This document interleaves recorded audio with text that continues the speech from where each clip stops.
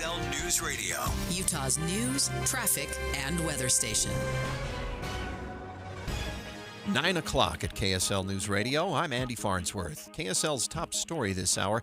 We've seen some impressive wind gusts throughout the Wasatch Front overnight. We had a 65-mile-an-hour gust near the Salt Lake Airport, 68 in Saratoga Springs, 75 near Manaway, and a 91-mile-per-hour gust on I-80 near Lake Point. And National Weather Service meteorologist Hayden Mahan says the wind is going to stick around for much of the day. They won't be as strong as they were last night. Generally, we're looking at gusts in the 30s and 40s for most locations, if not even lower than that. Mahan says the winds will gradually calm as we work our way into tomorrow morning, and that's when the snow starts to fall in the valleys. Our top national story this hour from ABC News, the Reverend Jesse Jackson has died. ABC News national correspondent Stephen Portnoy has more. A civil rights leader in the 1960s who was at Dr. King's side when he was assassinated in Memphis in 1968, Jesse Jackson became a pivotal figure in the Democratic Party. His runs for the presidency in 1984 and 1988 helped bring black voters into the heart of the modern multiracial coalition that would see the elections of Bill Clinton, Barack Obama, and Joe Biden. Jackson was 84. Your money at this moment, the Dow down 177 points to 49,326. Coming up, weather definitely affecting the traffic, as is a stalled oil tanker. We'll check your commute and weather coming up next. KSL News Time 9:02. The sources where we get our news matters. When you listen to Utah's Morning News, we want you to feel the stories are important to you and trustworthy. This is Amanda Dixon. And I'm Andy Farnsworth. Join us weekday mornings on KSL News Radio. Let's go! You're still grooving, still connecting, still loving, still turning up, still thriving. You still got it, but your immune system, it weakens as you age. That's where vaccines come in. They help train and strengthen your immune response to fight off respiratory illnesses like flu, pneumococcal pneumonia, RSV, or COVID-19. Ask your doctor or pharmacist which vaccines you need. Book in minutes at Vaxassist.com. Sponsored by Pfizer.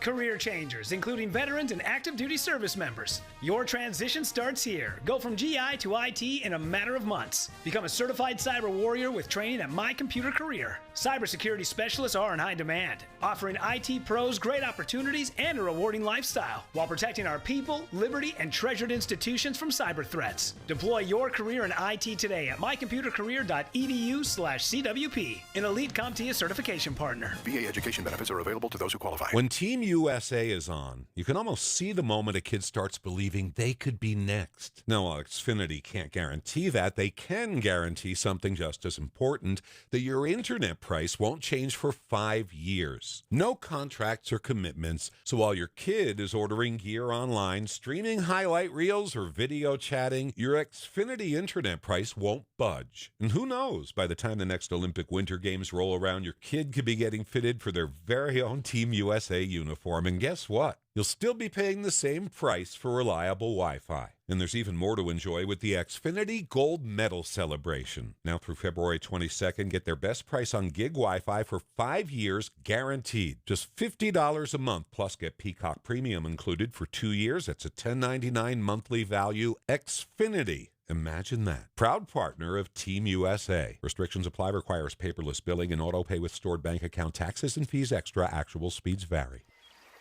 You may not think about Great Salt Lake, but it's affecting your life every day. It brings lake effect snow and epic powder days. It supports thousands of jobs that keep Utah thriving. It provides a haven for millions of birds. And it keeps our air cleaner and our summers cooler. It also could affect your home's value, your kids' asthma, your morning run, your powder days, your future. Without a healthy lake, we face toxic dust storms full of mercury and arsenic, along with higher health costs, fewer jobs, and lower home values. This isn't just an environmental issue, it's personal. The lake affects you. Now, it's your turn to affect the lake, because our lives depend on our lake. Act now at growgsl.org.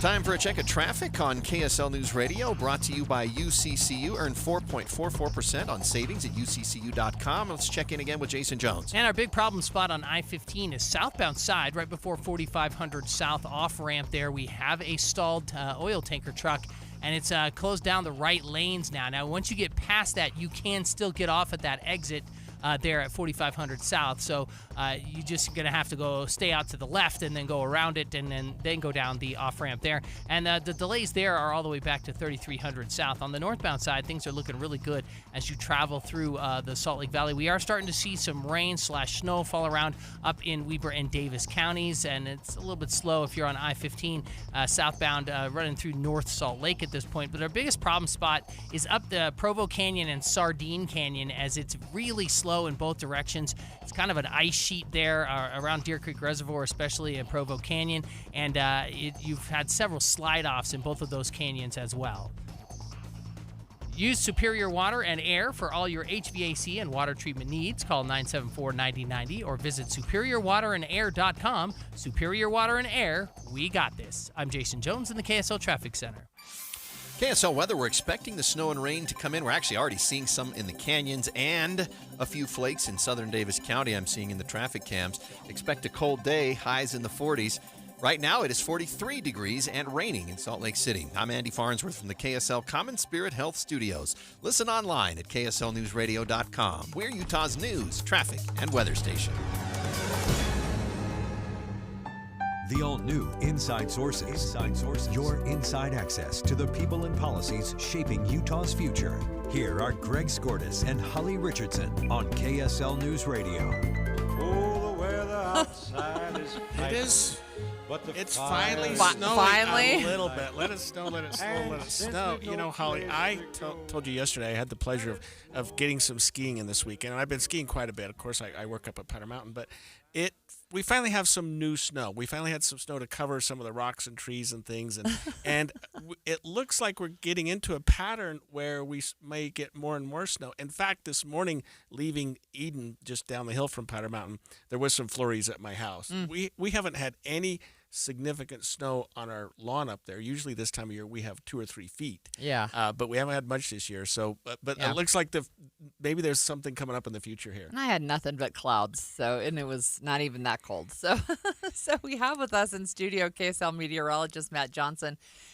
We want to talk about the weather. Are we going to have some snow? You know, it's in the. I've got it in the forecast. It's probably our best look at Valley snow yet this season.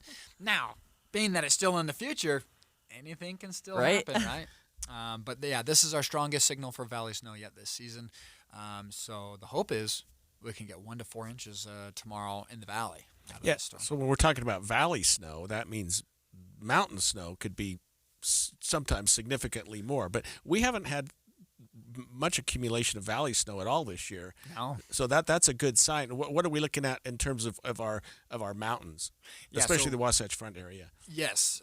For mountains, we are talking about at least 1 to 2 feet for the northern mountains.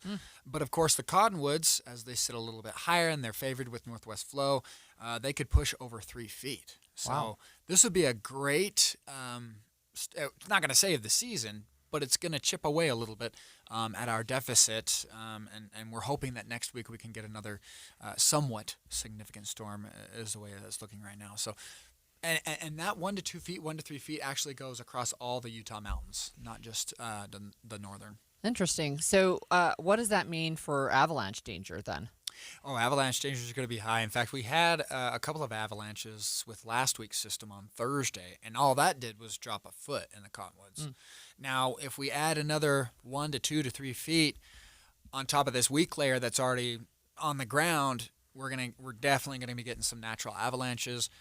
Probably see some closures because they're going to have to do some mitigation to make sure it's safe for all the powder-hungry skiers that have been starved this year. So, and sometimes when this happens, when we have a long stretch without any significant snow, we finally get it. People are a little more aggressive, going under lines, getting out into terrain they shouldn't because they've just been so starved of it. Oh, yeah. So we've got to manage that excitement level. For commuters who are along the Wasatch Front or maybe even going up into Summit County area to or from work, what days, mornings, or evenings are going to be bad or days that they should be careful in terms of just snow on the roads? Right. I would say tomorrow morning is the one that you probably need to watch. Maybe tomorrow evening, but right now we have our eye on tomorrow morning. Really, the frustrating thing with what we're seeing in high-res models is you're supposed to have a degree of accuracy when you're about 24 hours out, right? Right now, the cold front can come anytime between 5 a.m. and 11 a.m. tomorrow. So that's a 6-hour spread in which we don't know when the main impact will be. But since that window of uncertainty is within the morning commute, I would plan on tomorrow morning's commute, plan on some snow, especially if you're out there around 8, 9, 10 a.m. I think that's the best chance to see that cold front. Why would we have uncertainty? Why would it be less certain than the usual 24 hours understanding where we're going to be? Why is that not the case anymore? Just the nature of this storm system. Unfortunately, it does have a lot of moving parts with it. There's a main core of low pressure that's going to be swinging through, and so it seems we're not able to resolve where exactly that low is going to cross the state, and that's going to really determine what time the front slides through the Wasatch Front, particularly. So lots of moving parts, but tomorrow morning generally. Plan on some snow showers, especially mid-morning. Could it be warm enough that we have rain instead of snow then? Is that what you're seeing maybe? No, I think we'll get the snow. Okay. But it's just the timing, because if it adjusts an hour or two, that could really either impact or not impact the AM commute. So the life of a meteorologist, constantly trying to figure it out. We seem, Matt, to be in a little bit of a pattern right now. This last weekend we had a little bit. You're talking about what could be significantly more. What about down the road? If I know 24 hours is difficult, but what about 7 to 10 days? Are there other systems that we may be facing in the next week? Yes, I got a little small little follow-up Thursday night into Friday. That looks to favor southern Utah, but I think we'll still get a little something out of it. And then next week, sometime around Tuesday, it does look like another storm system will come. And when we get that far out, all we can say is we know there's a storm. It does have cold air with it. Probably going to bring some pretty good mountain snow. But to get into other specifics like totals and exact timing, we don't know, but looks like middle of next week, another storm system that right now looks rather modest. So yeah, like you're saying, this storm cycle will likely persist in the next week. What's sad, I guess, when you talk about big storms, Matt, is a 36-inch snowpack may actually double the snow that some of these resorts have. In one storm, in one February storm, we double our snowpack. That's unheard of, but I mean, very welcome. Yeah. Out of character season right now for much of the West, especially Utah, Colorado, Arizona, the Intermountain West ski resorts really suffering. Tahoe's they've been feast or famine this year, but they've been getting way more than we've been they were getting. pounded yesterday. I saw. Yeah. Look, I'm going to pivot to traffic if that's okay, because we're seeing multiple texters saying they're slide off. So we have Jason Jones in the KSL Traffic Center, and thanks, Matt Johnson, KSL meteorologist. Do we have Jason? Oh, yeah. Go I'm ahead, here. Jason. Sorry. Oh, okay. Yeah. So we do have several slide-offs. It's mostly up Provo Canyon. Also, Sardine Canyon is where we have seen the majority of these slide-offs. And right now, if you're around Deer Creek Reservoir, you're basically just crawling in both directions. In fact, they've sort of been alternating, closing them down as they try to get the plows to go through and get that all cleared out there. So it's kind of a mess right now up in Provo Canyon. It's just been snowy there all morning long, and we don't expect it to get much better, at least not anytime soon. And with this new storm that Matt's talking about coming in, I expect that those problems are going to be even worse tomorrow morning as well. So you're talking about Provo Canyon from both sides, Wasatch County and the Utah County sides. It sounds like those are both seeing some significant slide-offs. Yeah, headed up to Heber and then back down from Heber on either side. We've seen slide-offs on both sides at this point. All right. Thanks so much. That was Jason Jones in the Traffic Center. So when we come back after the break, this story just hurts my heart. It's about a preteen girl and her mother from Utah who were found dead in a Vegas hotel room. It's being considered a murder-suicide. We're going to talk with KSL 5 TV's Dan Rescone, who's been speaking with neighbors of them in West Jordan. Stay with us over the break. There's something about this time of year when it's easy to get the blahs. The holidays are in the rearview mirror. Even Valentine's Day is in the rearview mirror. It's time to put a little sparkle in your life, and that's Ruth's Chris Steakhouse. And here along the Wasatch Front, we have 2 locations. Hotel Park City. If you're up enjoying a day of skiing, wrap up that day with a delicious meal at Ruth's Chris Steakhouse. And then, of course, there are great fun activities that are happening in downtown Salt Lake City. Sporting events, movies, you name it. And again, right there at 275 Southwest Temple, there's a Ruth's Chris Steakhouse waiting for you. The food is prepared perfectly and delivered on that 500-degree sizzling plate. Whether it's a steak, poultry dish, seafood, everything cooked to your expectations at Ruth's Chris Steakhouse. And the side dishes and the desserts, they are simply legendary. Downtown Salt Lake City and Hotel Park City, Ruth's Chris Steakhouse. Are you looking to upgrade your home this year? Advanced Window Products is your local window and door manufacturer that sells direct to the public. That's right, celebrating 40 years serving Utah since 1986. And right now, it's the New Year, New Window Sale. Get $2,500 off when you buy 10 windows or more. Our windows are made right here in Salt Lake City. Sales and installation are all in-house, meaning no middleman markups. You get the most affordable, high-quality custom windows in the state. We build it, we install it, and we guarantee it for life. Every window comes with a lifetime warranty, labor, glass, and parts included, serviced by our local team, and the warranty is transferable to the next homeowner. Financing is available too. Save now, pay later, with payments as low as $150 a month. Buy local and support the local economy. Don't wait. Buy 10 windows or more and get $2,500 off. Beat the rush and call today. Call us at 801-850-9100. That's 801-850-9100. Or visit us at advancedwindows.com. A warning on cryptocurrency kiosk scams from AARP Utah. Scammers are getting smarter, and Utahns are paying the price. Criminals are using cryptocurrency ATMs to commit fraud, stealing people's retirement savings and costing Utahns millions of dollars a year. Many scams start with an unexpected call, text, or email from someone claiming to be a trusted source, like your bank, a business you use, or even law enforcement. They'll tell you there's an urgent problem and instruct you to take cash to a crypto kiosk or ATM. They may even stay on the phone pressuring you to act fast and keep it secret. But once you feed cash into a crypto ATM, it's converted to cryptocurrency and sent to the scammer's wallet, and it can be almost impossible to recover. Remember, no legitimate organization will ever ask you to pay with cryptocurrency. Learn more at the rising cost of cryptocurrency scams by visiting aarp.org/UT. A message paid for by AARP Utah. Cashback is not available on gas in New Jersey and Wisconsin. Couponing. Wow, you didn't strike me as the coupon type. Just trying to stay ahead of inflation. Gas, groceries, everything. It's all more expensive. I need to save wherever I can. Have you tried Upside yet? Upside? What's that? It's a free app that I use that pays cash back for every gallon of gas I buy. You've got to buy gas to get around anyway. Might as well get paid for it. Come on, does that really add up to anything? I've already made around $200. The extra cash helped pay down my bills, and I even had a little extra left to treat myself. And the Upside app is free? Totally free, and the cash back is real. You can transfer the cash right to your bank account. I'm downloading Upside right now. Download the free Upside app now to earn cash back every time you buy gas. Use promo code ENJOY to get an extra 25 cents per gallon on your first tank. You can cash out anytime right to your bank, to PayPal, or a gift card for Amazon and other brands. Just download the free Upside app and use promo code ENJOY for a 25 cents per gallon bonus on your first tank. That's code ENJOY for a 25 cents per gallon bonus. You can't escape a traffic jam. Know what else you can't escape? Seasonal allergies.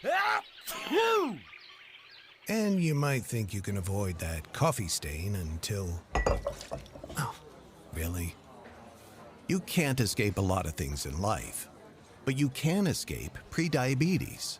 Prediabetes captures 1 in 3 adults. There are usually no signs of prediabetes. In fact, most people don't even know they have it. But with early diagnosis, you can change the outcome and prevent or delay type 2 diabetes. Take action by taking the 1-minute risk test at doihaveprediabetes.org. You might not be able to escape having this song stuck in your head, but you can escape prediabetes. Go to doihaveprediabetes.org today. Brought to you by the Ad Council and the Centers for Disease Control and Prevention. The new Inside Sources. Well, this is a tough one to even talk about, Holly, but community's really in disarray today after the apparent Just reeling. Murder-suicide of an 11-year-old girl. She was with her mother in a Las Vegas hotel. It looks like a cheer competition or something that was going on there. Authorities in the Vegas area found a mother and her daughter deceased there, and we're still gathering a lot of information about it, but it appears to be a murder-suicide committed by the mother against her own daughter. I mean, this is something you... And she's only 11, and it just, oh my gosh, I can hardly even wrap my head around it. So we have KSL 5 TV's Dan Rescone, who spoke with their neighbors in West Jordan. He's on the line with us, and I wonder, Dan, if you can tell us what we know about this tragedy.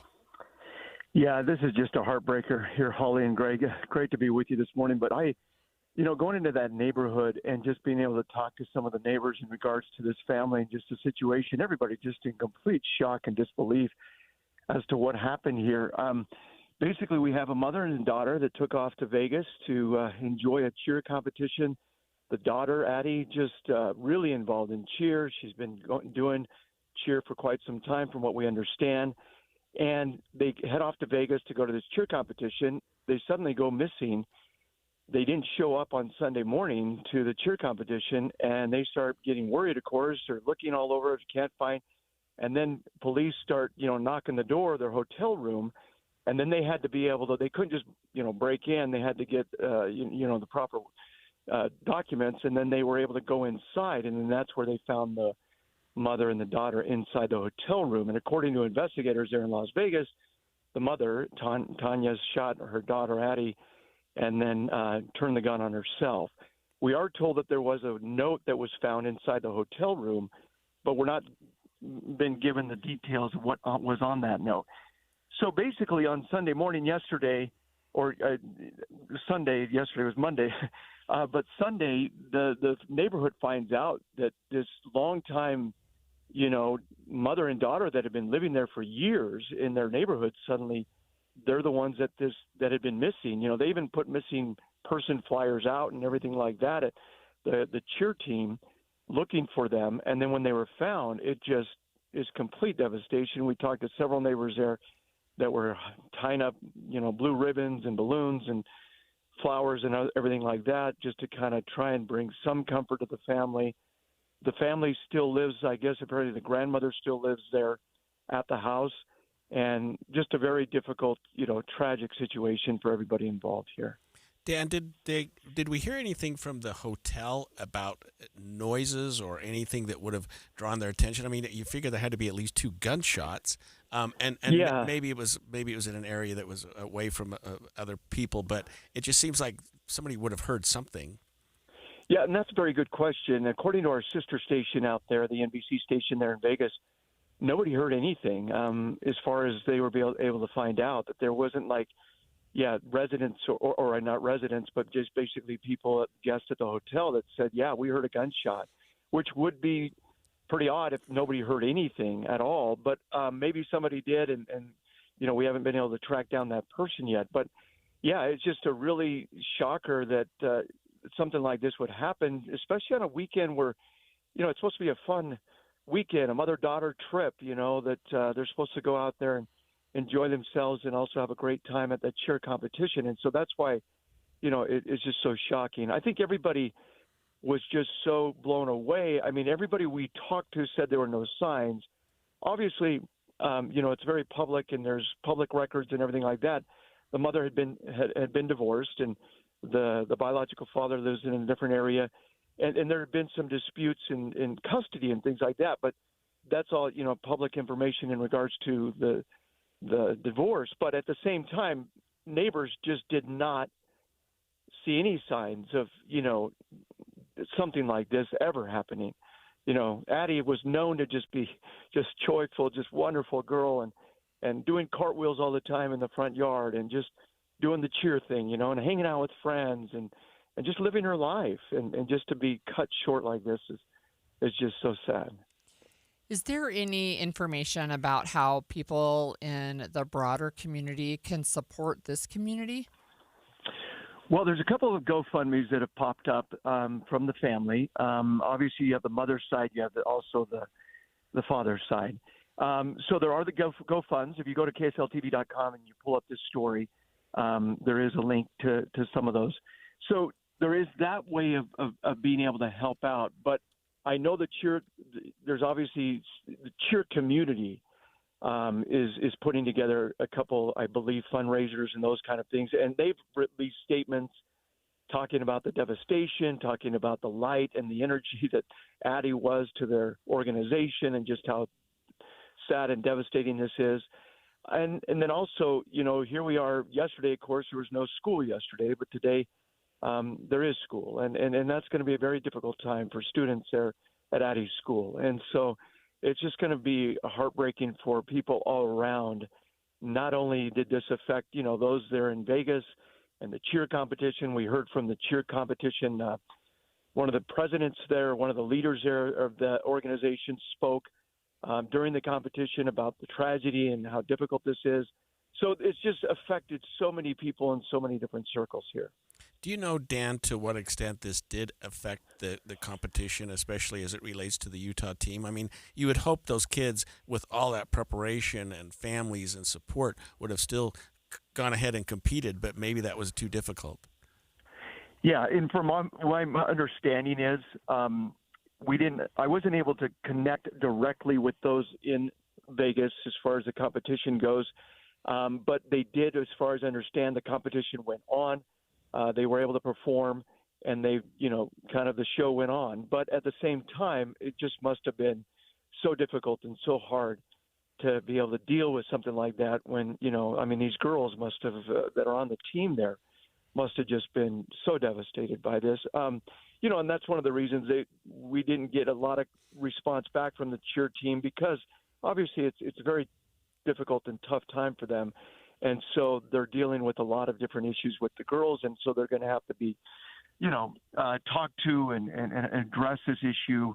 But it's not something that's going to go away quickly, and that's what's going to be so hard. Thank you so much. That was Dan Ruscone with KSL 5 TV. Look, there was a statement from Utah Extreme Cheer after they found Addie and her mom, and they say, "With the heaviest hearts, we share the devastating news that our sweet athlete Addie has passed away. We're completely heartbroken. No words do the situation justice. She was so beyond loved and will always be a part of the UXC family." Yeah. Oh, it's just you can't even imagine anything so bad. Jams, Cheer, and Dance, which I think is the organization that put on the competition, dedicated their competition over the weekend to Addie and issued this. Before our competition begins today, I want to start this morning honoring a young athlete whose life was taken from us far too soon. Less than 24 hours ago, the entire cheer community and cheer world was shocked to hear the tragic news of the young life lost from the Utah Extreme program. And while words never feel big enough in moments like this, love always is. When we think of her, don't just think of a uniform or a bow or a perfectly hit routine. Think of her smile, the kind that showed up before the music even started, the kind that made practices lighter, competitions like this brighter, the kind that reminded all of us why we fell in love with the sport in the first place. Cheerleading is about more than stunts and scores. It's about trust. It's about lifting one another, sometimes literally, and knowing someone has your back. And she understood that. So, look, if you or someone you know is experiencing suicidal thoughts or exhibiting warning signs, please call, text, or chat the 988 Suicide and Crisis Lifeline. That's 988. When we come back, Utah lawmakers are weighing a bill that would allow student athletes to transfer schools for any reason and between sports during the season, when normally they may have to have a waiting period before they can get into sports. We'll talk about that when we come back after the break. 9:30 at KSL News Radio. I'm Andy Farnsworth. KSL's top local story this hour. We're hearing from neighbors and friends of a West Jordan mother and daughter found dead in their Las Vegas hotel room. Police say Tanya McGeehan shot her preteen daughter Addie Smith before taking her own life.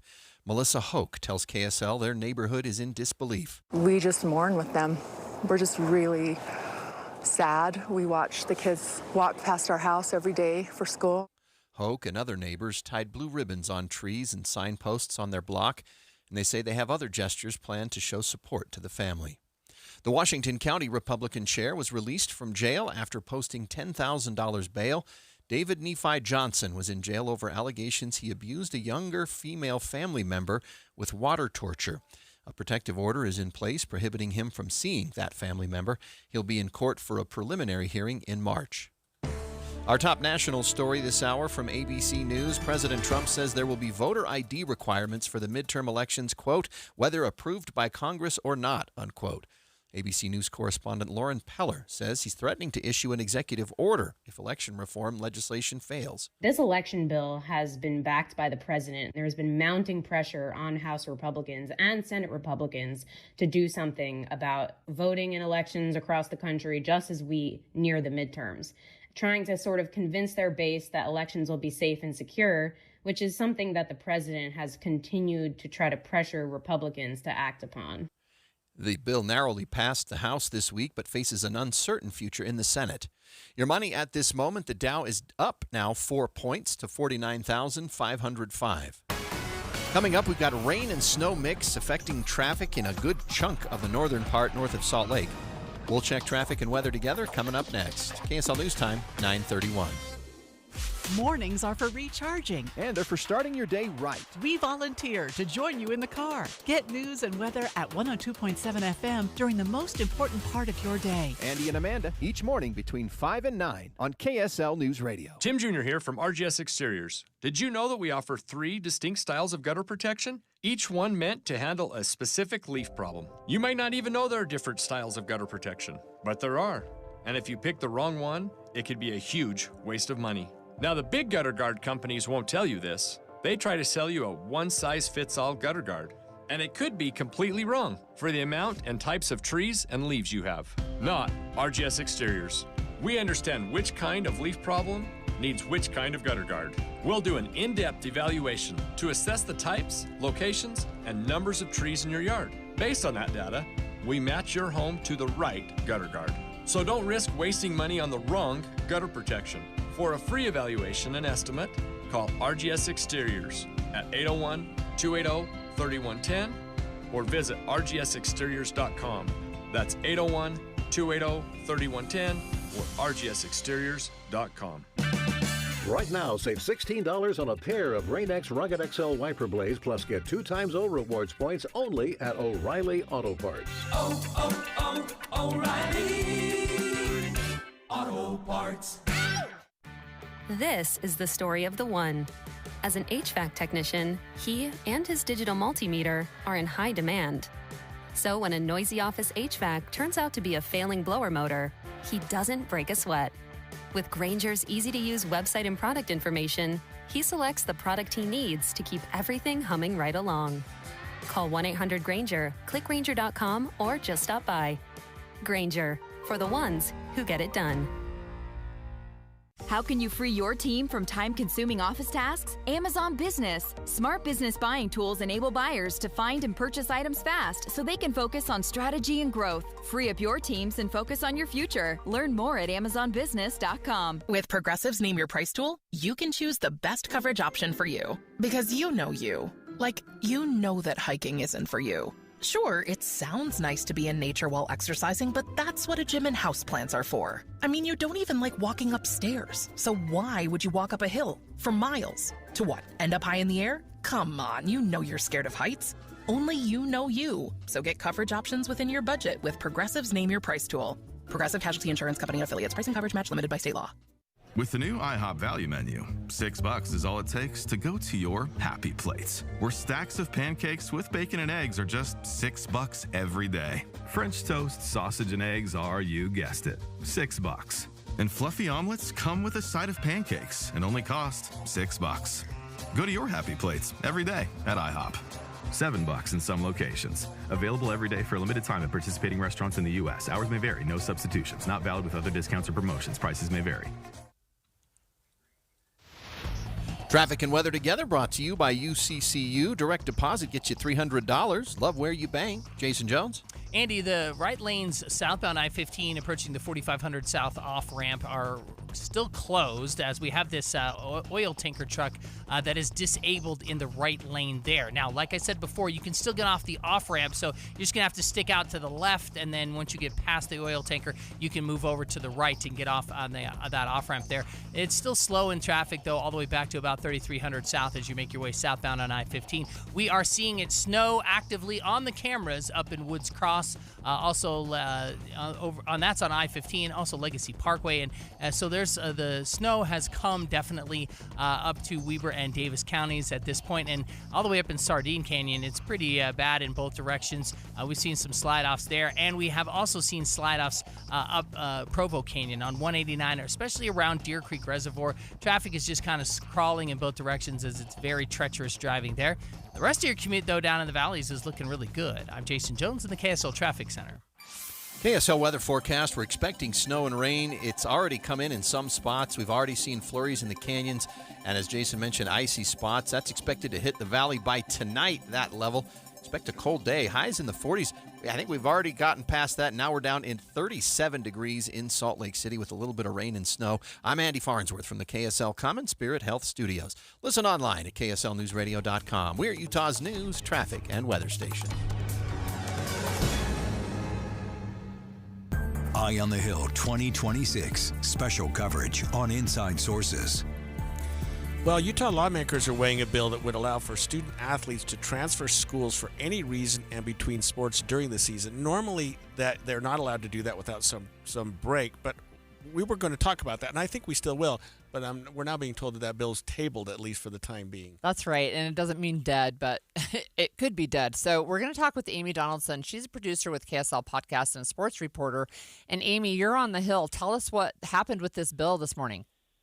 Yeah, so it was on the agenda, and then after all the other things on the agenda were heard, we were told that it had been pulled from the agenda. So there were a lot of coaches, principals, some parents here, all the association staff was here. I think some of those, I know some were prepared to talk about the bill, which would basically take away any kind of transfer rule or restriction for students. And it also eliminated the need for a school to certify bullying. So one of the loopholes in transferring has been that if a kid is suffering from bullying and the sending school verifies it, they get to transfer. Right now, this sponsor of this bill wants to eliminate that. Yeah. So what would be the difference if the bill is passed? So there just wouldn't be a time period, a waiting period? Well, if the bill's passed, you could have a kid start a freshman at East High School, transfer to West to play basketball after he plays football at East, and then you could transfer to South Summit and play baseball. I mean, you could pick your sport, pick your school. There wouldn't be, and just for some comparison, the NCAA college sports in the 2024 calendar year had 15,000 student athletes enter the transfer portal, and those are small windows in which they can transfer schools, and there are some restrictions. Unrestricted, I have no idea how many transfers you'd have, between sports. Sometimes you could leave during a season. Wow, that seems wild to me. And do you have a sense of people's opinion, the people who were there in that committee room? Were they for? Were they against? Well, I polled most of the administrators or coaches I knew, and nobody's for it. Nobody wants. I mean, you can't have an effective or a functioning league if you can't control player movement. I mean, that's just basic sports 101. But the difficulty is in high school, you also have a lot of other concerns. It's education based, and it's supposed to be education first. And the point of the association is actually participation. It's not winning, but winning drives a lot of the transfers, and then a lot of them are driven by, I want to go to this math program, or I want to. But what does happen is kids play club sports together, and then they all want to go to school together, or their club coach is a coach of the JV, and so they want to play for him. And on open enrollment, that's allowed. And now they have a new transfer rule where if you transfer, you can transfer, but you sit 50% of that sports season. There's been some other suggestions that they would you can transfer, but you can't play in the postseason, which would get at the winning at all costs issue. But I think I was told the sponsors, I have not talked to the sponsor, but I was told by a lobbyist that one of the sponsors' issues actually is the bullying restriction that the association has, because they're very tight on that. It actually was just discussed 2 months ago in a meeting that I was attending, because kids use the bullying loophole to transfer and these school administrators are saying even when there's not bullying, but parents will say we endure a lot of bullying and we can't transfer, and that's not good for my kid's mental health. So that is a real issue, and it's a tough one. I wonder, I don't know if you know the answer to this question, but the very first thing I thought of was, I wonder if this is a result of NIL on the college level, right? So that then you have college sports become basically the minor leagues for professional sports. And I wonder now if this might change high school sports, where you're stacking, I guess, the teams that have the best athletes, and then they would go up onto the collegiate level. Do you have any idea if it looks something like that? It already has. I think we were at an inflection point in high school sports about 2 or 3 years ago. When I started covering sports in 2000, the association was trying to protect church ball from high school basketball, right? They didn't want high school basketball players to load up a ward team and hurt somebody. Now they're trying to protect high school sports from club sports. And you already have student athletes in high school who are taking advantage of NIL money. Their kids are being paid. Wow. And so they're not technically, and this is also the case in college, and Greg probably knows this, technically they're not being paid to play. They're not being paid for their athletic ability. They're getting sponsorship deals for shoes, or AJ DeBonsa, who's playing at BYU. He went to Utah Prep. He had an NIL deal in high school. And there are other student athletes in this state that do that. You can't be paid to play, but you can be paid to wear a shirt while you play. And that's the sort of workaround that we're dealing with. It's already here, and winning is already, it has been an issue. I think the question is really is the association equipped to deal with the lay of the land, or is the state organized? A state run, that's a different bill that's running tomorrow. But if they suck it into the state board of education, are state officials equipped to deal with it? I don't know the answers to those questions, but I think we're definitely at a crossroads in high school sports. Amy, can you help our listeners and me even understand what currently schools and districts allowed with respect to open enrollment? That is to say, are kids able to, if you live in the district, move between schools within the district pretty easily? So if you want to go to a school, school districts can be closed because all their schools are full. And a school can be closed because it's at capacity. And so basically that means they only take kids that move in, right? Or they get adopted or something like that. So they will not take a transfer from another school. But most of the schools, I think about 80%, are operating. They'll take anybody who shows up and wants to come there. And that open enrollment on first entry, so I live in Taylorsville. If my daughter was an amazing athlete and she wanted to play softball at Skyline, she could have done that as a freshman and no penalty, right? But once you establish your eligibility somewhere and you transfer, then you're getting into the penalties.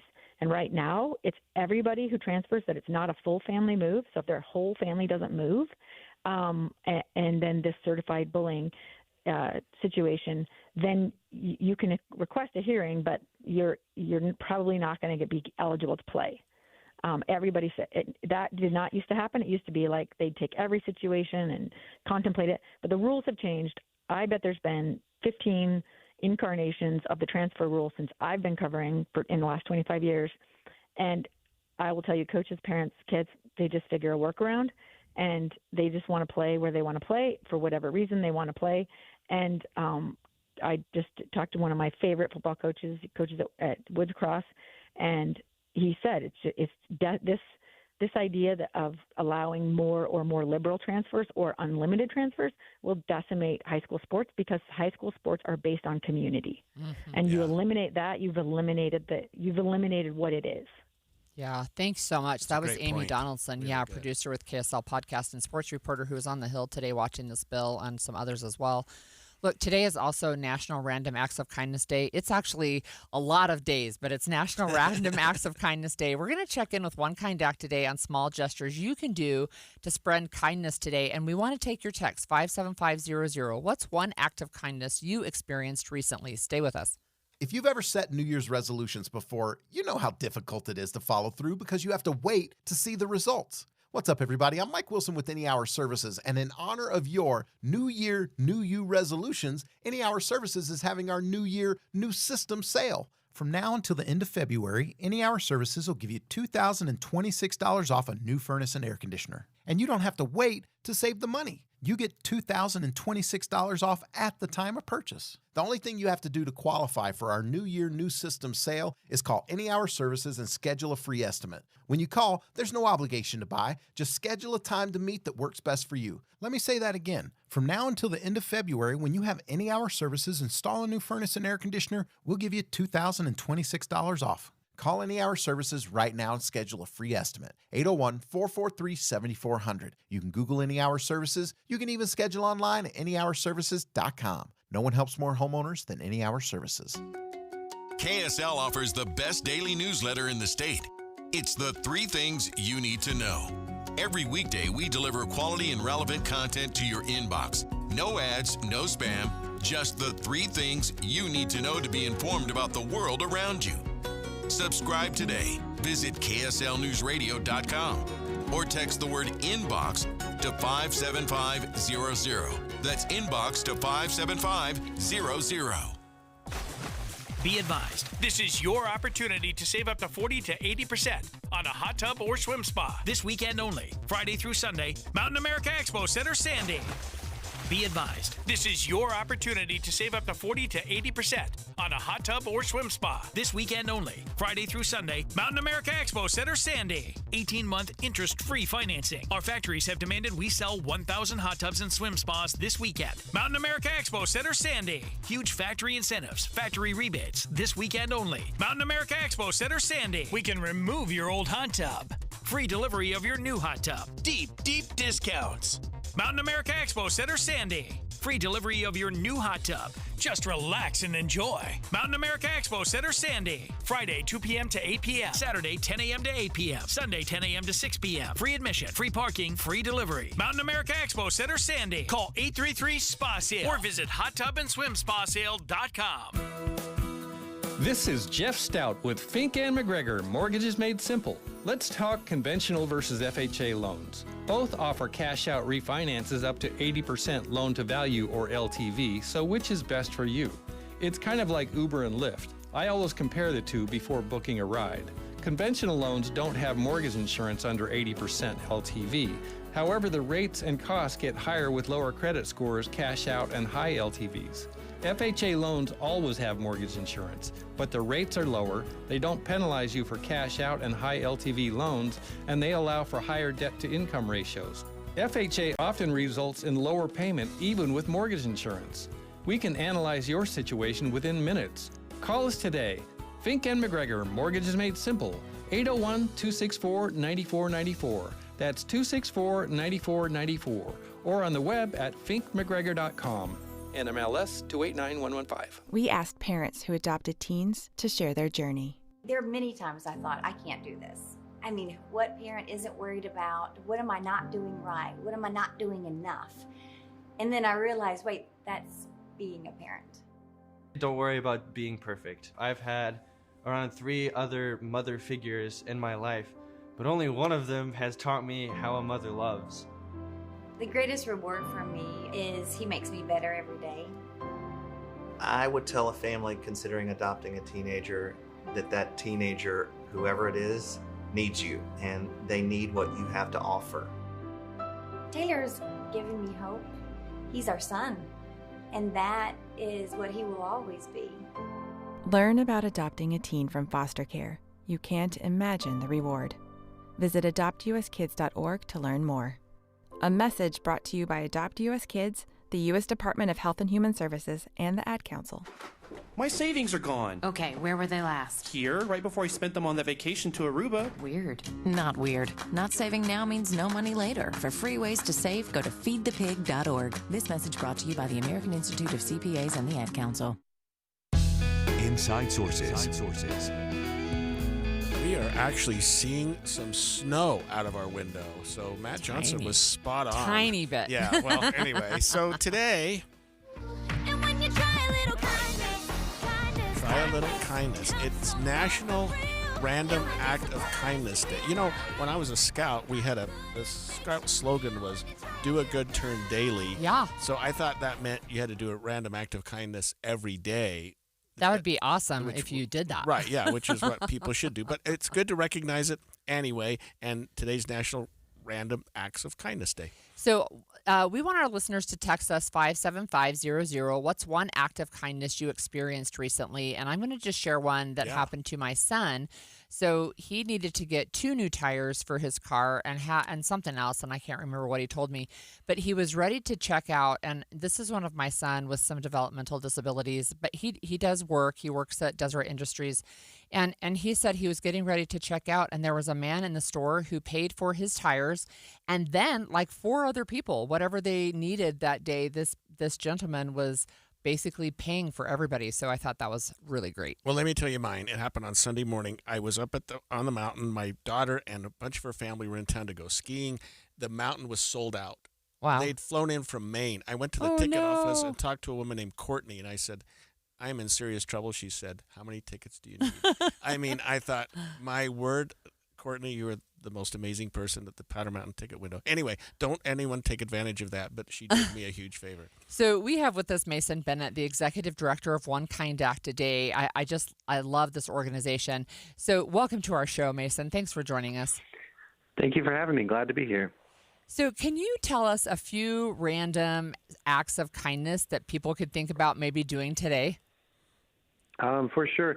You know, today is a really special day, like you were saying. Not only is it Random Acts of Kindness Day, but it's also the first day of Ramadan. It's also the Lunar New Year, and it's Mardi Gras, the first day before Lent. So a lot of the world is taking time today to reflect on our lives and what we could be doing. So I think it's a wonderful thing that we can focus on Kindness Day with Random Acts of Kindness Day. You know, acts of kindness, they don't have to be very big. One thing we could easily do, I'm looking out my window right now, and I'm seeing the first snowfall we've probably had all year. And I know there's a lot of people who need their walkway shoveled or their cars brushed off. And if you go to brush yours off, brush off the one next to yours. If you go to shovel your driveway, your neighbor's probably having a hard time getting their snowblower started after sitting dormant all year. So maybe shovel theirs off. It's pretty easy. It's just do something, go out of your way to try and build a kind of community with just something nice to those around you. And Mason, it not only helps the person who is the beneficiary of the Random Act of Kindness, but it helps the giver too, doesn't it? It certainly does, yeah. Being kind to others, you know, it's weird because, you know, as we're kind to others, we're also being very kind to ourselves, and we're creating a lot of benefit for ourselves too. And not only does it help those who we help and it helps ourselves, but research also shows that observing an act of kindness is good for your health and it's good for you. We work with a lot of schools even, and one of the schools we were working with, you know, they just did a project collecting food for the unhoused population. And one of the parents was telling me, they said, you know, my 5-year-old came up to me and said, I didn't really realize or think that people don't have homes or don't have enough food. And how can we help in our family give food to the homeless? And, you know, as we do these, it inspires and creates a ripple effect that goes beyond the simple act that we did. I really wonder if you have an example of a story or two that you could share with our listeners. Certainly. So there's that child who, you know, learned from the kind acts they were doing at their school. There's another school, this one I really loved, Bountiful Elementary. They have a kindness club. And I love their theme they've got going. They're secret agents of kindness. They gave them code names at the beginning, and they go off and they try and do these secret acts of kindness, notes for their teachers. And one that I loved hearing about that was really simple is the kids, they just wrote nice, inspiring, you know, encouraging notes. And then they went to the library and they hid them in the library books. Aww. And I thought about how fun that'd be to be reading a book and even something I'm having to study and then having a little note pop up, say, you know, you got this, you know, something to encourage you like that. So they don't have to be big things, you know. Kind acts, they can be big, certainly, but they don't have to be. We just need to go out there and find ways to help others around us. So what does your group do to spread the word? I mean, today's One Kind Act, National whatever Kindness Day, Random Act of Kindness Day. I lost it. But how do you spread the word to make that 365-day a year event? That's a great question. So one of the things we really encourage people to do is to get on our website, The Power of Kind, and take our Pledge of Kindness. Like I said, it's the Lunar New Year. So if we've messed up our resolutions from January New Year, we can start a new one today to be a little more kind. And so get online and take the Pledge of Kindness, where you're just making that commitment to do one kind act a day. And with that, we send out a reminder. We send out a quote on Monday to start your week with an idea, something you can do. And we send one out on Friday to start your weekend. And that just helps keep it top of mind and keep it a habit. And that's really what it takes with habits, is just consistency and doing something every day.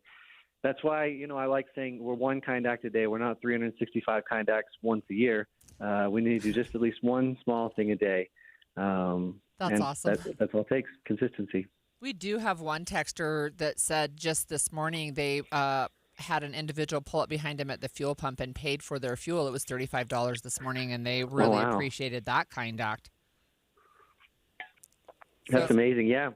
And I loved your story with the tires, too. That's incredible, yeah. That's a big one, right? But there's things, too, right, where I'm trying to teach. We're raising an 11-year-old. She's our granddaughter, but she's been with us since she was tiny, and we're trying to teach her to be kind. And she shared with me a story on Sunday where she was not as kind as she should have been. And I had to say, look, you can do lots of different things, but it's that saying, if you can be anything in this world, be kind. And I told her, I said, I want to hear that you're being kind to other people, not that you're being mean. Yeah, that's exactly right.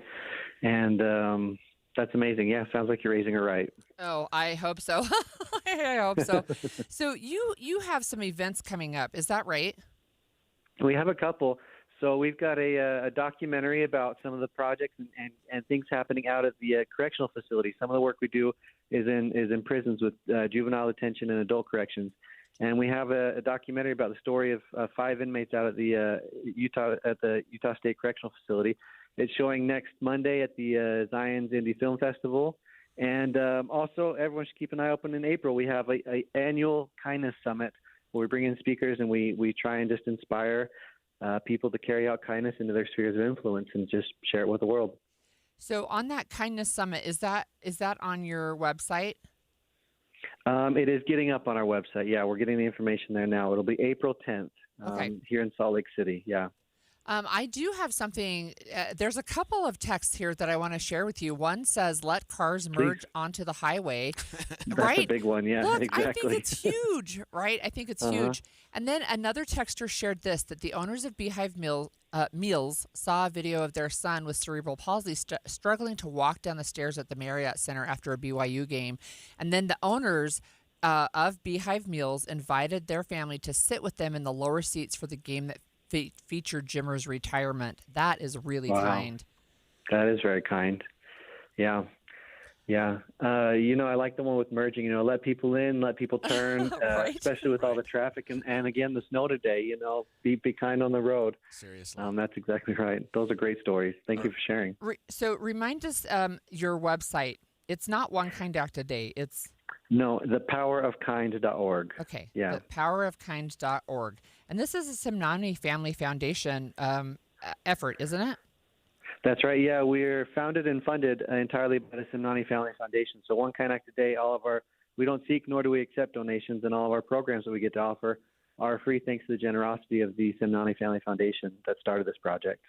All right. Thank you very much. That was Mason Bennett, Executive Director of One Kind Act a Day. And I'm looking out the window, Holly, and I'm thinking there are a lot of potentials for kind acts today. If you live on the foothills or any areas where snow is starting to accumulate, think about your neighbor. Think about the neighbors that don't have maybe the health that might have the time that you might to get out and shovel their walks. And we haven't had to shovel walks much this year. Not at all, looks actually. like today and tonight and tomorrow might be the time. So get your snowblower, fired up and go walk the neighborhood and clear some driveways and clear some walkways so that the people that even just to get out and get their mail, some people really have a struggle doing that when there's deep snow in their yard. I just want to point out on their website, thepowerofkind.org, down at the bottom it says, "We don't accept donations. Kindness is our currency." It's like, oh.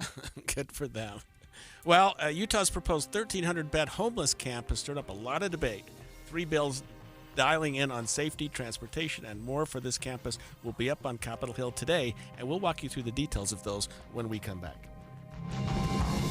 KSL FM Midvale. KSL Salt Lake City. From the KSL Common Spirit Health Studios, this is KSL News Radio. Utah's news, traffic, and weather station. 10 o'clock at KSL News Radio. I'm Andy Farnsworth. KSL's top story this hour. We've seen strong wind gusts throughout the Wasatch Front. Forecasters say they're going to stick around a little while longer.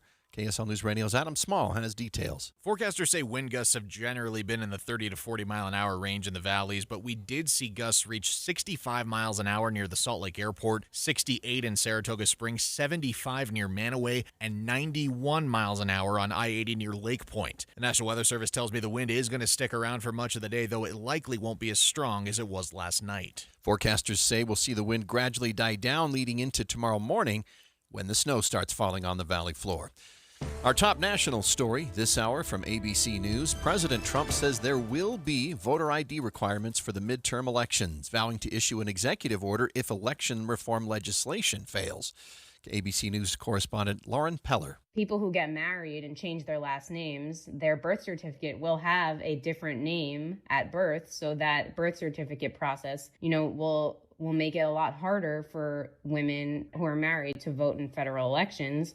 The Save America Act narrowly passed the House this week, but faces an uncertain future in the Senate. Your money at this moment, the Dow is actually up now 80 points to 49,581. Coming up, that winter storm continues to move through the Salt Lake Valley, bringing rain and snow to the road level. We'll check traffic and weather together next. KSL News Time, 10:01. A reminder about the simplest way to get updated for your day. Hit your KSL preset when you jump in the car, and we'll take care of the rest. Hear key news updates and traffic reports. Andy and Amanda from 5 to 9 in your car. KSL News Radio at 102.7 FM. Many people worry they're not making the right investment choices inside their 401ks. Did you know that you might have a little-known opportunity to add some additional investment choices to your 401k and get the help and recommendations you've been looking for? This exciting feature is called a self-directed brokerage window. And the best part? The money still stays within your 401k. Learn how the trusted advisors at Capital Wealth may be able to expand your investment portfolio. To learn more, call or text the word VISIT to 801-877-9800 or go to CapitalWealth401k.com. Improving your 401k might mean the difference of retiring a few years earlier. Let's find out. Schedule your no-cost 15-minute consultation with the Capital Wealth team today. Call or text the word VISIT to 801-877-9800 or go to CapitalWealth401k.com. Advisory services offered through Capital Wealth Advisors, LLC, a state of Utah registered investment advisor. Andy, I like that shirt. Is that a new shirt? It is. It's from Ann Collar, and it's really rare to find a shirt that looks good and is super comfortable. And this is a fabric unlike anything I've ever felt. I got one for my husband and my sons, and watching my 19-year-old put on the Ann Collar shirt and sort of check himself out in the mirror, I thought, wow, he's really digging that. And I can understand why, because it's not just comfortable, it's stain repellent, which I needed. Oh, my goodness. That is something. He attracts spaghetti sauce to shirts like you would not believe. And with these Ann Collar shirts, I can get it out. Amanda, I have to wear a special bib when I eat spaghetti with a white shirt on. But with Ann Collar shirts, it takes those little tiny nicks and stains, and they don't stick to you. Yeah, you don't have to dump a bucket of stuff on you, but it would repel that too. You've got to try one. So whether it's the traditional white shirt or any of the patterns they have, it's Ann Collar, and they're made right here in Utah. If you've never tried Ann Collar before, we have got permission to give you 15% off at andcollar.com and go get your first. Use the code KSL15. That's And Collar, ANDcollar.com. This is the story of the one. As the purchasing manager at a manufacturing plant, she knows the only thing more important than having the right safety gear is having it there when you need it. That's why she partners with Grainger for auto reordering, so her team members can count on her to have cut-resistant gloves on hand, and each shift can run safely and efficiently. Call 1-800-GRANGER, click Grainger.com, or just stop by. Grainger, for the ones who get it done. Why choose a Sleep Number smart bed? Can I make my site softer? Can I make my site firmer? Can we sleep cooler? Sleep Number does that. Cools up to 8 times faster and lets you choose your ideal comfort on either side. Your Sleep Number setting. Enjoy personalized comfort for better sleep night after night. And now, during our President's Day sale, take 50% off our limited edition bed. Plus, free home delivery with any bed and base. Ends Monday. Only at a Sleep Number store or sleepnumber.com.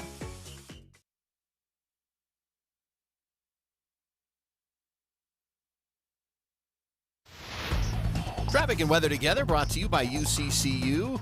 Up to $500 for loan transfers. Love where you bank. Here's Jason Jones. Andy, they've cleared that stalled tanker truck that was southbound I-15 about 4500 south. So all the delays went with it. But we've seen sort of some rain set in now in the Salt Lake Valley. It looks like it moved from the north to the south is how that was, because it started up in Weber and Davis and then down into the Salt Lake Valley, and it continues to move further south through the valley at this point. So you're going to be dealing with wet roads in the valleys now that you weren't all day long. But so far, there really isn't any major accidents or delays. The only trouble spots that we're seeing are up the canyons. If you're in Parleys or up Provo Canyon especially, it's very heavy snow and very slow traffic in both directions. Around Deer Creek Reservoir, we had a bunch of slide-offs earlier. It looks like they've taken care of most of those. And you were seeing some slow traffic still, though, in the Provo Canyon around Deer Creek Reservoir. Just not as bad as it was a little bit earlier. No matter the weather, your feet can feel fantastic. Find the Good Feet location nearest you at goodfeet.com. I'm Jason Jones in the KSL Traffic Center. KSL weather forecast. Winds today have brought in rain and snow. That snow is going to get heavy overnight. And expect to see snow on the valley floor tomorrow morning during the commute. Right now, it is 34 degrees and light snow wind. I'm Andy Farnsworth from the KSL Common Spirit Health Studios. Listen online at kslnewsradio.com. We're Utah's news, traffic, and weather station. Eye on the Hill 2026. Special coverage on Inside Sources. Well, several homeless bills are going to be discussed on the Hill today, as Senator Luz Escamilla, who is the Senate Minority Leader, actually has 3 bills herself related to the state homeless campus. She spoke with Midday with Maria last week on what these proposed bills do related to the homelessness. Yeah, thank you. I mean, we're responding to our constituency on the northwest quadrant of Salt Lake City with the concerns of a facility of 1,300 beds. Facility. So what we do is we have 3 bills that we think at least provide a framework of how we want to see the operation of such a large facility take place. So one is the state homeless campus amendments. This puts a process where it will be required to have a whole comprehensive plan on addressing issues related to public safety, criminal justice, employment support, mental behavioral health services. And that what it does, it provides a timeline for people, for the board to react if there's any issues. What we don't want is another Rio Grande situation, right? We lived through this 10 years ago, and we want to make sure that there are those protections in place. We do have an ombudsman position within the homeless office, and we think we need to make sure that in statute we codify those things. The other part is making sure that if there's going to be a new facility put in someone's community, that advisory board should add someone representing the community in the advisory board. And that is the SB 246. And the third bill creates a non-refundable income tax credit for taxpayers that own property within a 1-mile radius of a new facility like that. So those bills will be heard this afternoon. And, it's one of the things where there's been an ongoing discussion because it felt like all of a sudden, and it probably wasn't as sudden as it seemed, but there was discussion about we're going to have this big, giant homeless campus. Right. And we're going to fund a bunch of money. And some of that, if you remember, was related to President Trump saying we're shifting the focus on homeless services and by executive order. And then courts have said you can't actually do that. And so now there's not the same kind of matching funds coming from the federal government that Utah was anticipating. But in any case, it's one of the things where Senator Escamilla, who does represent the west side of Salt Lake City, she said, look, we weren't even at the table. So now we want to be part of this conversation, and here's 3 bills that can do that. And all 3 of these bills really address the concerns, not only for the residents, but for the people that are there on this campus, because it was like some 1,300 bed campus that was being proposed in the northwest quadrant of Salt Lake County, in Salt Lake City. And where's it going to sit? How are people going to get in and out of there? What about the residents in the area? And so 3 bills that address 3 different concerns as it relates to that. SB 239, Safety and Transportation Plan, that's something that we talked about, I think, with some area reps sometime ago. I mean, early on, saying there's no public transportation out to the area where they're proposing right now, and it kind of goes through some residential neighborhoods. They'd have to walk like a mile to get to a bus or something. Right. And of course, 246, we'll talk about it more in a minute, requires a community resident to be added to the board, because if you're going to set up this campus in the community, it seems like you might want to have more than 1 or 2 on the board. And it depends on how big the board is. But yeah, you should have a community representative on that. Right. And then the last bill that she's presenting today is SB 279, and it's the non-refundable tax credit. When I looked at the bill this morning, it's a 50% tax credit. So whatever their tax bill is, they would get half of it back from the state. If you are within a 1 mile radius of the campus. Well, that's a huge. So the neighbors around. That's a huge perk to the neighbors who probably don't want it in the first place, but at least they get something in return for having that in their backyard, because it's always put it in somebody else's backyard. Right. And this is something. I mean, this campus we've been talking about. I don't even know how far along it is, if they've even got anything moving forward on it. But having some of these things implemented and in place before they start breaking ground and doing things, maybe I'm behind the curve here, and so that the community's on board saying, okay, we're not crazy about this, but under the circumstances, you do have things in place that'll make this better and safer, and even give us some tax credit for having this in our area. If you remember in the fall when we were talking about this originally, there are some small business owners who live around there. They have like farms, right? Small farms. Right. Around there, and they were worried about how that could impact their business. I think the biggest bill here is the SB 239, and it is bigger than just creating a safety and transportation plan. It also addresses using the campus as an emergency shelter. It will address the types of treatment and support services offered to residents, because remember, one of the things that we've talked about, and one of the reasons that this campus has been controversial, is there seems to be some commentary about people being held involuntarily, right, for mental health reasons, that we would increase the involuntary commitment for people who are struggling with mental health issues. So that's one of the issues, too, that this bill will address. You know, homelessness is a national problem. You never go to a big city and not see some signs of homelessness. Yeah. And every city is trying to address it much, much more than they have in the past. Salt Lake City is no exception. Our city and county mayors made that huge part of their recent platforms and their state of the county and city addresses, because the public is going, what are you doing about this? And for years and years, we had this area confined to Pioneer Park, which was just a blight. And it was almost like, if they stay here, at least we know where they are. But the businesses in that area were like, wait a minute, they're killing our business. So they sort of got rid of that idea, which unfortunately just sent homeless camps all over the place. So going back to the campus idea, but at least having it in an area that the state can put regulations in place and put other things in place makes a lot of sense. I think they've thought this out pretty well. Certainly, Senator Escamilla has thought about, okay, if you're going to do this, let's do it right.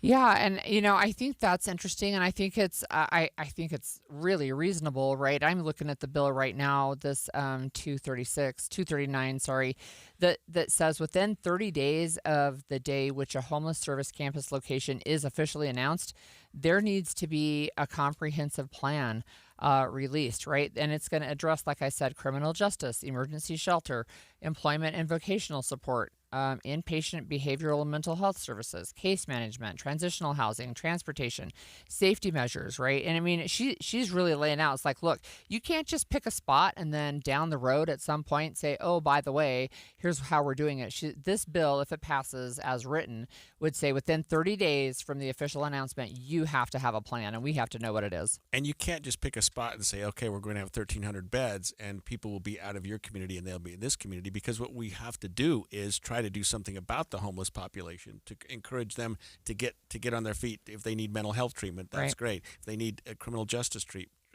dealing with their warrants or things like that, that's great. If they need a job. I mean, there's so many things you can do. There's so many things to get people out of that cycle. Yeah, that's right. So, when we come back after the break, we're going to talk about some technology, and we talked about this when I talked about my article about 1984.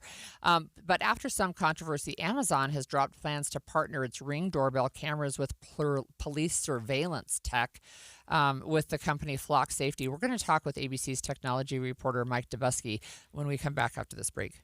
It's not too late. If you got government health insurance again, especially here in Utah, this matters because a lot of families are paying more and getting less. Everyone focuses on the monthly premium, and yes, at My Policy Quote, I can help there. In fact, many of my Utah families are seeing 47% savings and even more on gold level plans. But the bigger issue shows up when you actually need care. The moment that university or blue insurance card hits the counter, prices jump, and with family deductibles now climbing to $20,000, all of that bill lands right back on you. My name is Mike. At My Policy Quote, I help individuals and families and businesses move into private insurance based on health, not income, so you're not overpaying for things you'll never use. That means lower costs, access to national PPO networks, and a plan chosen and managed by you, not the government. If you pay your own health insurance, you're on COBRA, uninsured, or your employer plan is just too much, even self-employed or small businesses, call me, Mike, today. 385-367-6779. Again, that's 385-367-6779. Or visit mypolicyquote.com. That's mypolicyquote.com to get started now. If you've ever experienced running out of hot water before your shower was done, or hard water spots on dishes and fixtures, I've got a deal you might be interested in.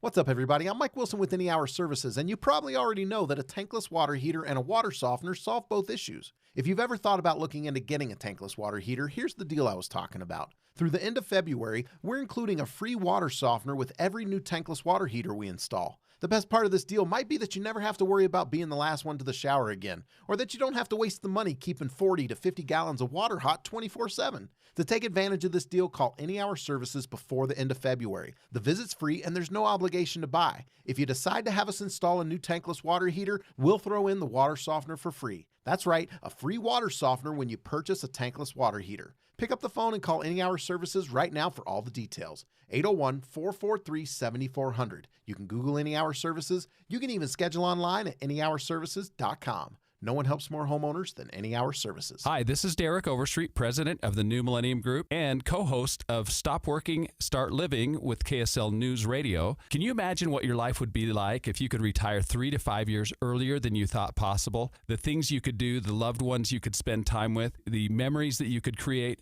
That's what our team at the New Millennium Group does. We'll walk you through the entire process every step of the way. If you'd like to get a copy of the 5-step proprietary plan that will help you retire 3 to 5 years sooner than you thought possible, give us a shout right now. 888-999-6370. That's 888-999-6370 or utahsfinancialplanner.com. Listen, most of our listeners right now have a tax problem, not a money problem. There's not enough money in Social Security Medicare as it is. Let us show you how you can significantly reduce your taxes. That's 888-999-6370, 888-999-6370, or utahsfinancialplanner.com. Did you know your baby might need their first dental visit sooner than you think? Did you know your baby should visit the dentist after their first tooth appears or by their first birthday? Keep your family healthy. Your smile matters.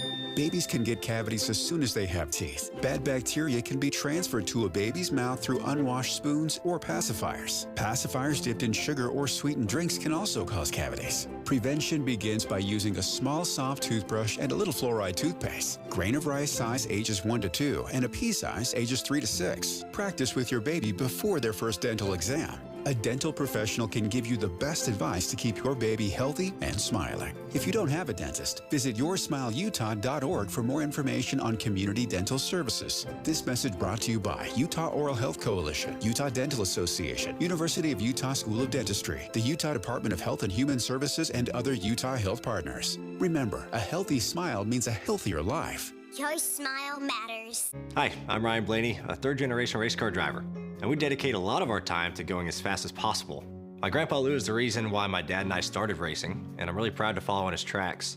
But when my grandpa was diagnosed with Alzheimer's, it was a very unexpected bump in the road for us. I've learned a lot on this journey with my grandpa Lou, and the memories of my grandpa will always be with me. It's important to notice if older family members are acting differently, experiencing problems with their memory, or having trouble with routine tasks. Talking about Alzheimer's can be really tough, but if you notice something, have a conversation with your loved one. Encourage them to see a doctor or offer to go with them. Early detection of Alzheimer's can give your family time to explore support services, make a plan for the future, and access available treatments. The Alzheimer's Association provides care, support, and research to help you take control of the situation with your family and manage the disease together. If you or your family are noticing changes, it could be Alzheimer's. Talk about seeing a doctor together. Visit alz.org/time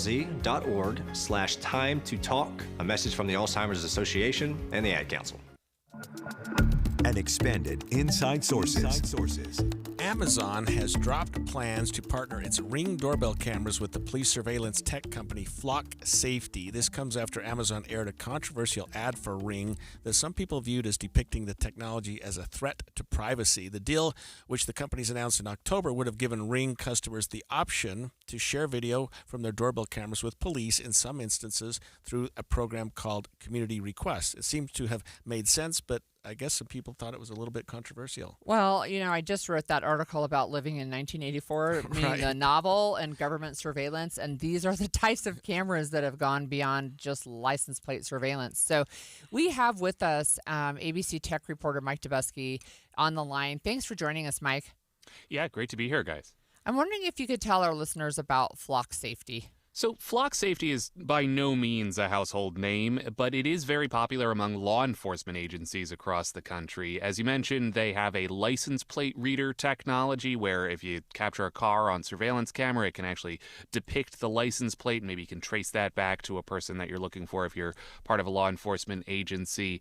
They, back in October of 2025, last fall, announced this partnership with Ring, the idea being that Flock could help out with this community requests feature that Ring offers. This is where local law enforcement, no federal agencies are allowed to do this, but local law enforcement can go to community requests, put in a request for people's Ring camera footage, and then the person on the other end can choose whether or not to honor that request. And Flock could potentially add another layer there, being able to decode, license plates, other things, and what have you.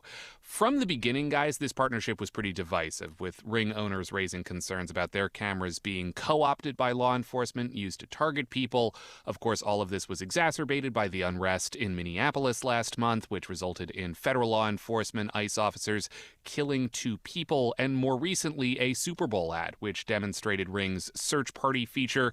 It was specifically directed at lost pets and whatnot, where the cameras could use AI to intelligently recognize a dog that's been reported missing. But critics of the company quickly put together that, hey, if it's dogs today, maybe it's people tomorrow, and it created this big backlash for Ring, and they announced that their partnership with Flock isn't moving forward. What's more, no Ring customer videos were ever sent to Flock Safety, saying that the partnership never actually had the time to take effect. What I don't understand, I guess, Mike, is that it was optional on the part of the Ring owner, wasn't it? That is, that you could opt in, you could choose to share this information? Yes, that's how Ring conceives of this, but I think there was a lot of suspicion around that, just given that, the company itself has dealt with, a lot of scrutiny given its close relationship with law enforcement over its decade-plus existence. In fact, Jamie Siminoff, who's the CEO of Ring, the founder of Ring, says that, a big part of the reason he launched this company is to help with criminal investigations and to crack down on crime. Now, that is part of this. The country's relationship with law enforcement has, been through a lot over the last decade or so, and it certainly looks a lot different than it did in 2013 when Ring first hit the market. What's more recently, we saw video doorbell technology play a big role in the Nancy Guthrie case, the disappearance of Savannah Guthrie's mom in Arizona. That was a Nest cam. It was not a Ring camera. But what was able to happen in that investigation was that investigators were able to pull footage that Nest basically indicated had been lost, right? That was deleted automatically, raising a lot of questions about exactly whether, this video is stored properly, whether it gets deleted in the way that these companies say it's deleted. Ring says that they don't behave in the way that Nest does, that they do things differently, but even still, there's a lot of scrutiny here, and I think a lot of suspicion as well. So, I think where a lot of people land is that, sure, it's optional if you want to share your video with police or not, but do you trust Ring to do that, I think, is what a lot of people are reckoning with. Well, let me ask you this, because in the case of Nancy Guthrie's disappearance, it was my understanding that she didn't even have a subscription for Nest, but they were still able to pull video. And I guess I understand people's concerns about privacy and trading privacy for safety, maybe. Sure. And what's more, Ring is not completely outside of scrutiny now. Even though that they are parting ways with Flock, they are still partnered with this company called Axon. Now, let's remember, community requests is only, so Ring says, for local police departments. The federal agencies cannot use community requests. However, Axon is the company that handles the handoff, basically, of the video from Ring to police departments. And they actually hang on to the video for a short time afterwards, just in case authorities need to return to it. Axon works very closely with the federal government. They've been awarded more than 70 contracts with the Department of Homeland Security over their last 25 years or so. One of their former executives, Ronald Vitiello, was the acting director of ICE for a time, and they openly market their tools to Customs and Border Protection. So that means that Ring is still associated with a tech company that interfaces very closely with the federal government, even though Ring is saying, this is only, for local police departments to put in a request. The company that's handling that, transfer is a company that works really, really closely with the federal government. So if I'm a Ring or Nest owner and there's been some problem in my neighborhood and I wish to cooperate with law enforcement, I still can, correct? Totally, of course. And that applies to the search party feature that they demoed in that Super Bowl ad as well. Basically, this idea that, you can get a notification on your phone if you have one of these cameras installed outside your property, and it will be, hey, you've opted into the community requests feature. Your local police department is putting in a request for this footage. Do you accept or not? Same deal with the search party feature. Hey, this dog that we picked up on our camera matches the description of a dog that was reported missing 4 blocks over. Do you want to, share this video with the potential owner? And that's totally up to the customer at the end of the day. So says Ring. So, Mike, I have another question. It's related, but the New York Times is reporting that Meta is considering introducing facial recognition technology to their smart glasses. Have you tried that out? What do you know about that? So I've not tried out the facial recognition technology, though if you were a user of Facebook in the last 10 years or so, you may have run into this because Meta has a facial recognition program, or at least they did throughout the course of the 2010s. If you uploaded pictures to Facebook or Instagram, the system would automatically tag people in those photos based on what their faces looked like. And I remember this came out when I was in high school. It was really handy for uploading a bunch of pictures to Facebook, but it's also a little unsettling, right? Like, how does it know? And what exactly technology on the back end do they have on me when it comes to the layout of my face? Back in 2021, Meta shut down its facial recognition program over several high-profile investigations, a class action lawsuit, a whole bunch of privacy concerns.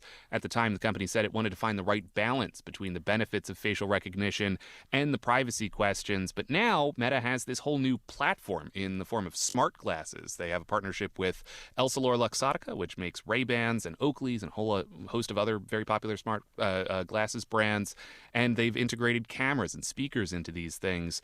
So says the New York Times, the return of facial recognition will be integrated into these glasses so you can look at someone and have their name pop into your ear through the speakers and maybe a couple details about them as well. Handy if you, like me, completely forget people's names the moment that you learn them, but on the other hand also raises a lot of the same privacy questions that we've been talking about already, especially when you consider that Meta seems to be anticipating anticipating some blowback here. According to the New York Times, Meta's documents reportedly say, "We will launch during a dynamic political environment where many civil society groups that we would expect to attack us would have their resources focused on other concerns," seemingly waiting for a more tumultuous political time so that they can dodge some controversy. That's Well, just that's cynical. wild technology. I mean, that's crazy. I'm wearing a pair of glasses, and I come up to somebody, I can't remember their name, and all of a sudden it flashes on my glasses screen, and it maybe tells me a little bit more about them than I need to know. Wow. Now, for the most part, the glasses don't have screens in them yet, though Meta does sell a kind of niche version of their glasses that do. I've tested those out. It actually works way better than you would think it would. It's really handy for like getting directions in an unfamiliar city or responding to a quick text message. The standard glasses, of which they've sold 7 million last year, are more just cameras and speakers, right? The glasses themselves are just glasses. And I have to say, in my experience, guys, it was a really interesting thing. It was nice to be able to listen to music without putting headphones in, but at the same time, I don't know if I'm telegraphing to people that I'm taking a video when I actually am taking a video. So there's a lot of questions there that have yet to be answered. A little pause A brave before new you start world. speaking to someone. Hey, thanks for joining us this morning. Of course, guys. Take care. That was ABC tech reporter Mac Dubusky, who's actually joined us several times, really quite knowledgeable about tech issues, which I am absolutely not. Well, new polling shows optimism is slipping for Americans in many different demographics. Hispanic adults reported the steepest drop in optimism in 2025. More on this conversation when we come back. 10:30 at KSL News Radio. I'm Andy Farnsworth. KSL's top story this hour, we're hearing from people who live next to a mother and daughter in West Jordan after the two were found dead in their hotel room in Las Vegas. Police say Tanya McGeehan shot her preteen daughter Addie Smith before taking her own life. Rob Hoke tells KSL he and other neighbors are absolutely heartbroken. We just miss her a lot. It's going to be hard not to see her around. Neighbors tied blue ribbons around trees and signs on their block, and they say it's the first of many gestures they have planned to show support to the family. Our top national story this hour from ABC News. People around the world are celebrating the Lunar New Year, including workers at a zoo in Chicago. Chicago's Lincoln Park Zoo saying hello to Chi, a 7-year-old adult male red panda. He's getting to know his new surroundings, especially Nisha, his habitat mate. Yes, she's a female adult red panda, and yes, the hope is that they will mate, even in this year of the fire horse, which we've just entered. Red pandas are an endangered species from East Asia and the Himalayas, where it gets very cold, just like in Chicago. Even though Chi didn't travel from there, he came from the Prospect Park Zoo in Brooklyn, New York. Sherry Preston, ABC News. Your money at this moment, the Dow is up 44 points to 49,545. Coming up, that storm has moved its way through Salt Lake City a little bit, but we still got a lot of wet roads and things to deal with. Traffic and weather together is next. KSL News Time, 10:31. The sources where we get our news matters. When you listen to Utah's Morning News, we want you to feel the stories are important to you and trustworthy. This is Amanda Dixon. And I'm Andy Farnsworth. Join us weekday mornings on KSL News Radio. Tim Jr. here from RGS Exteriors. Did you know that we offer 3 distinct styles of gutter protection? Each one meant to handle a specific leaf problem. You might not even know there are different styles of gutter protection, but there are. And if you pick the wrong one, it could be a huge waste of money. Now, the big gutter guard companies won't tell you this. They try to sell you a one-size-fits-all gutter guard. And it could be completely wrong for the amount and types of trees and leaves you have. Not RGS Exteriors. We understand which kind of leaf problem needs which kind of gutter guard. We'll do an in-depth evaluation to assess the types, locations, and numbers of trees in your yard. Based on that data, we match your home to the right gutter guard. So don't risk wasting money on the wrong gutter protection. For a free evaluation and estimate, call RGS Exteriors at 801-280-3110 or visit rgsexteriors.com.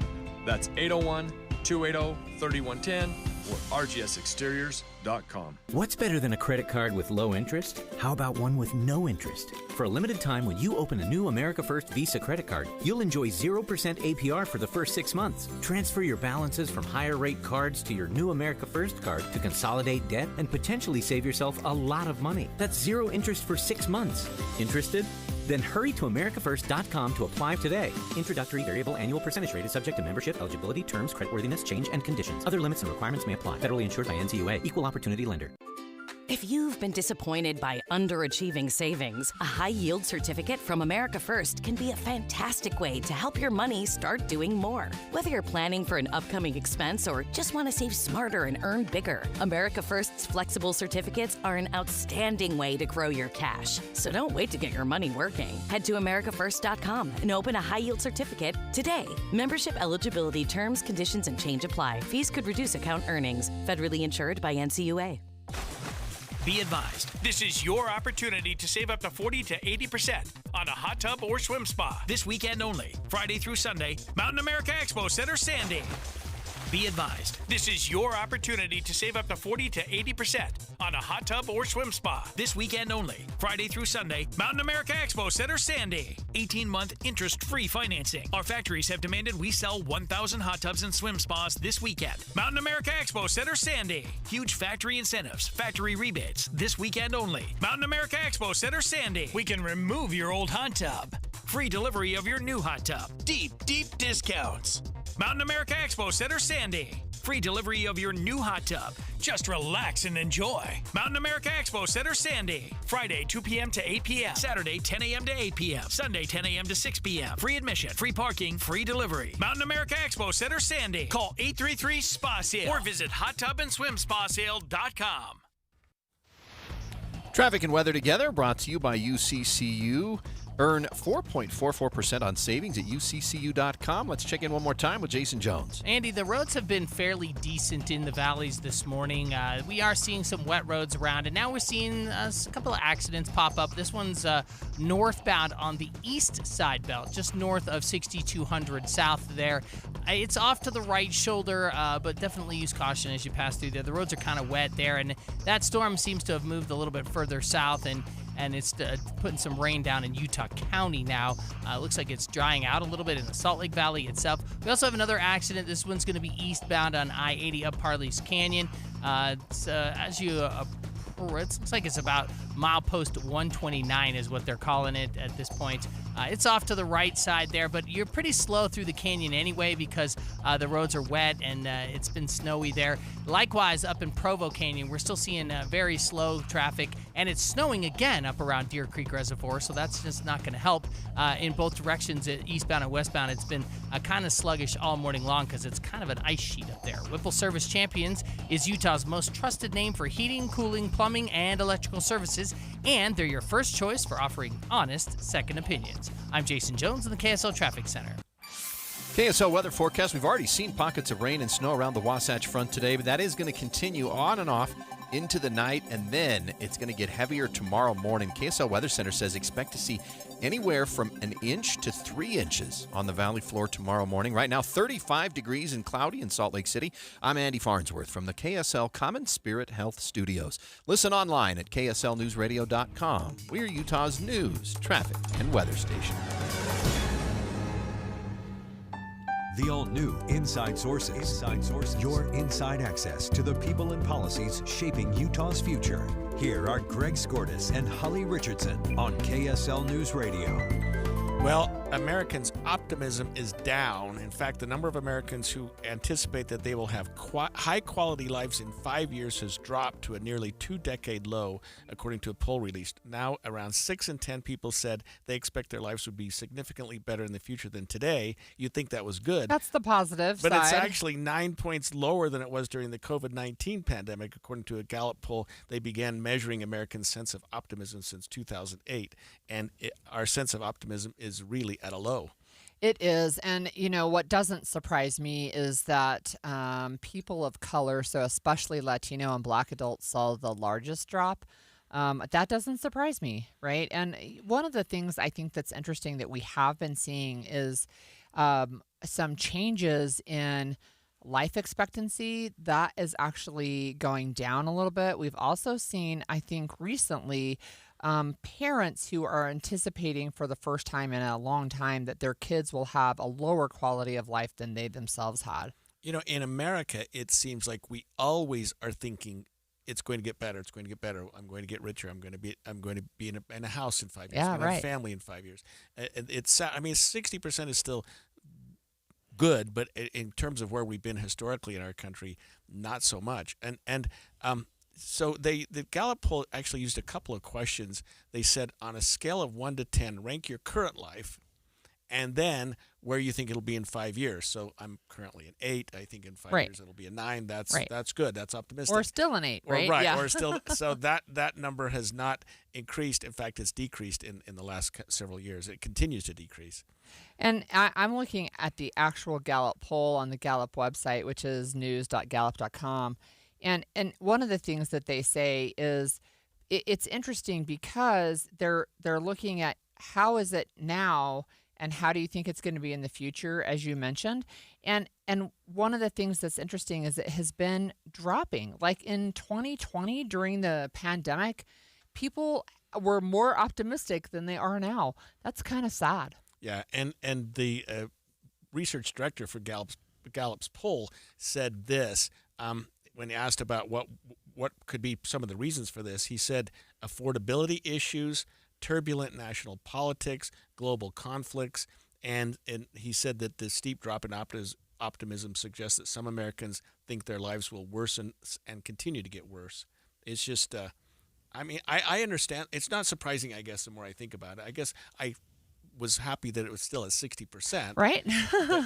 Right. Because, we've talked about this before, but a lot of our young people are not in a position where you always think the next generation is going to be better off than the last one. Right. And in terms of housing, in terms of families, in terms of affordability, people are not thinking that anymore. I mean, they may be thinking, I'll be better off in 5 years, but they're not thinking I'm going to do better than mom and dad did in 10 or 20 years anymore like they used to. Yeah, I think that's right. I mean, my kids are looking at me saying, you bought your first house when you were 26. Look, it was $77,000 and we paid like 16% interest. But but they're like, I can't even wrap my head around how do I even pay for a room in a house, let alone buying an entire house. So I understand that. One of the things that's interesting, too, is it felt like Republican sentiment about the future went up. That does not strike me as odd. I think we see this a lot with whoever is in the White House. Those members of that political party are more favorable about the economy and about the future, right? And we see those swings when the White House changes hands. So the actual numbers that I'm looking at here, 62% of American adults rank their current life at a 7 or higher. So rank your life 1 to 10. I'm at a 7. And 59% indicated their life in 5 years would be ranked at 8 or higher. So 62% think that they're a 7 or higher, but a lesser number, 59%, think that in 5 years it's going to be better than that, which is sort of brings us back to what the poll said in the first place. Yeah, so I'm looking at, we have a texter that's saying life expectancy actually increased a little bit.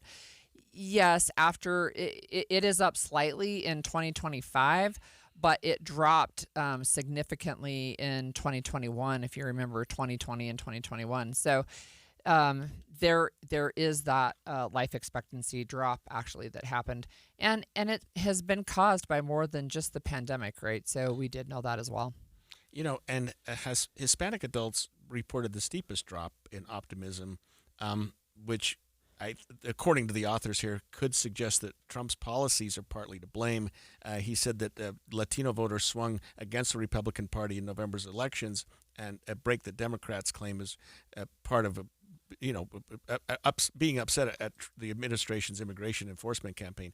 Maybe that's something that's getting to a lot of people as well. I think that's the case. But however, they didn't ask the why, right? They just said, please rank. And it was 22,000 people that they were interviewing. They didn't say, why do you think this? They just, now they're speculating that this could be why, right? But they did ask, like I said, 22,000 people, and they're seeing quite a drop in the national mood.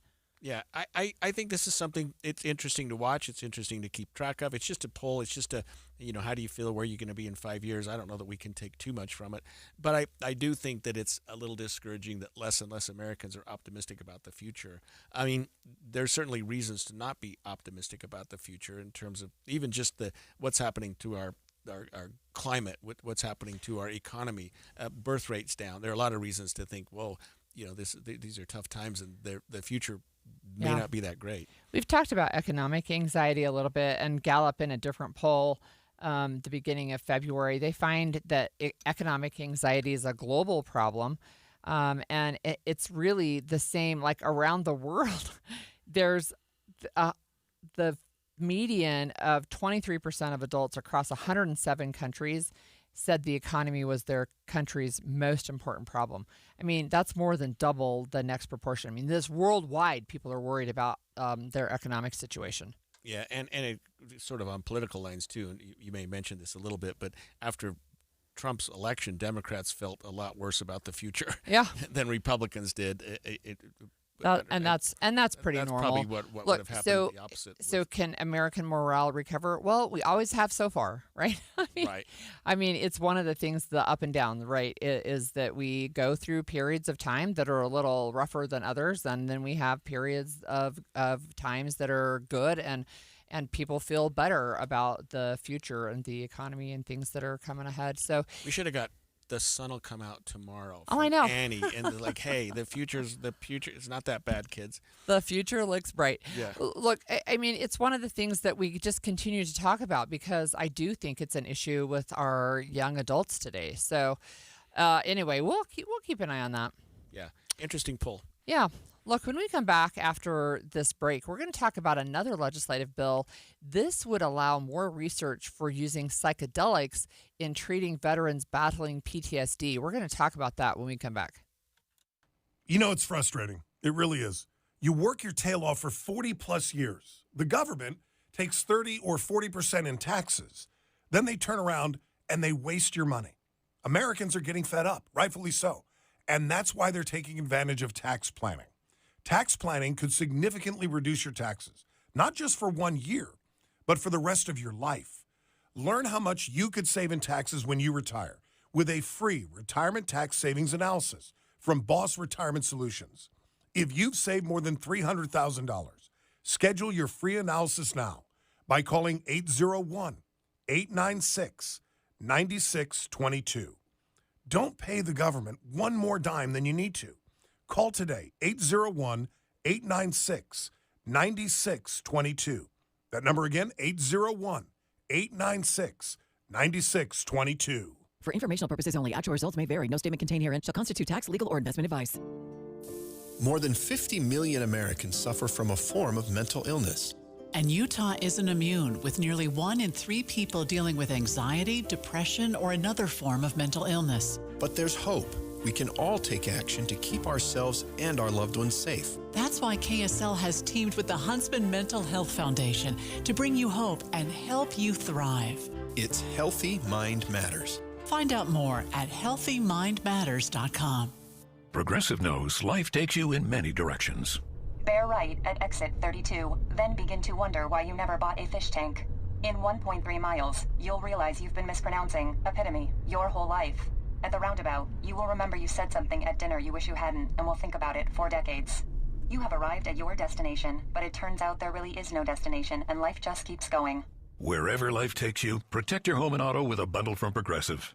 Progressive Casualty Insurance Company, affiliates, and other insurers. Not available in all states or situations. Wesley Financial Group is not a law firm, and Chuck McDowell definitely not an attorney. This is Chuck. If someone talked you into buying something really silly and you want to get out of that silly little thing, my advice, get the facts. Call me and I'll send you our timeshare exit kit absolutely free. Inside, you'll learn how timeshare works and all your options for cancellation. Call Wesley now for your free exit info kit. 800-290-7100. That's 800-290-7100.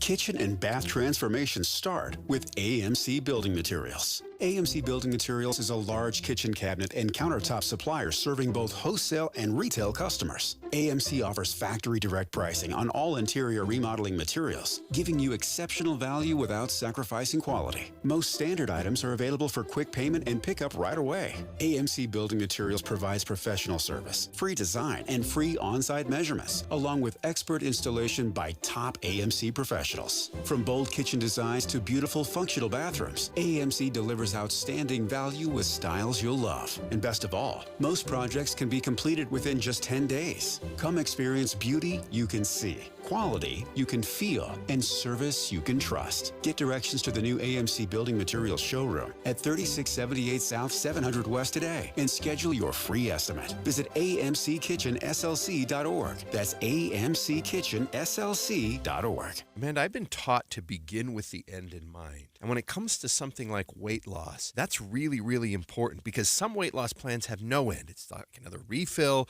or another bill or another year. But Soda weight loss has a finish line. You learn it once, you use it forever. And I'm all about health. I mean, I don't want to have my body become addicted to another drug that I have to take forever in order to be healthy. I want the opposite of that. I want fewer medications. I want my body to learn how to do this on its own and be strong. For so many weight loss drugs, you have to just take them forever in order to maintain that feeling when you cross the finish line. Yeah. When I hit 70 pounds that I let go of in 5 months, what an amazing feeling. And it was amazing to know I could just go forward from this point. You can talk to a nutritionist and ask all your questions at 866-800-SODA. Or you can go to sotaweightloss.com. That's SOTA weightloss.com. Because at Soda, join us for a short time to have results that last a lifetime. Getting help with plumbing repairs is easier than you think. All you have to do is call Any Hour Services or schedule an appointment at anyhourservices.com. No one helps more homeowners than Any Hour Services. Come on, the meeting's already started. Sometimes it's important. Last call, boarding gate number 9. Sometimes it's urgent. Trip for Aurora. Sometimes it's vital. Hospital treatment within 1 hour of a stroke can prevent lifelong disability. If you notice someone experiencing sudden weakness on one side or having a problem speaking, walking, or seeing, call 911 fast. Stroke. Know the signs. Act in time. A message from the National Institute of Neurological Disorders and Stroke. And expanded Inside Sources. Inside Sources. There have been a series of studies over the years, and I've read about some of these, Holly, that say that certain psychedelics can help individuals suffering from PTSD, and some Utah lawmakers are actually looking at legislation to allow for some studies on that, especially as it relates to PTSD for our veterans battling from a post-traumatic stress disorder. What I had understood historically was that the 3 drugs that had been used were MDMA, ketamine, and psilocybin, which are mushrooms, and that they'd had some positive responses to helping people with PTSD. So we have with us on the line Jason Swenson from the Deseret News, who wrote a really touching article about people impacted by this really intractable versions of PTSD where they just could not find help from traditional therapies. Thanks for joining us, Jason. Thank you, Holly and Greg. I wonder if you could start by telling us a little bit about the 3 psychedelic drugs that could be used in this study. Yeah, and I apologize, Holly. I'm not able to speak in any detail about the specifics, the specific drugs that would be included in the study, just that it would allow for a range and some flexibility with those. So I wouldn't be surprised if some of those same substances that Greg was just referencing would be included. But I do know that the proposed bill would include some flexibility for the researchers to be able to utilize probably whatever psychedelic is being examined and could possibly be used.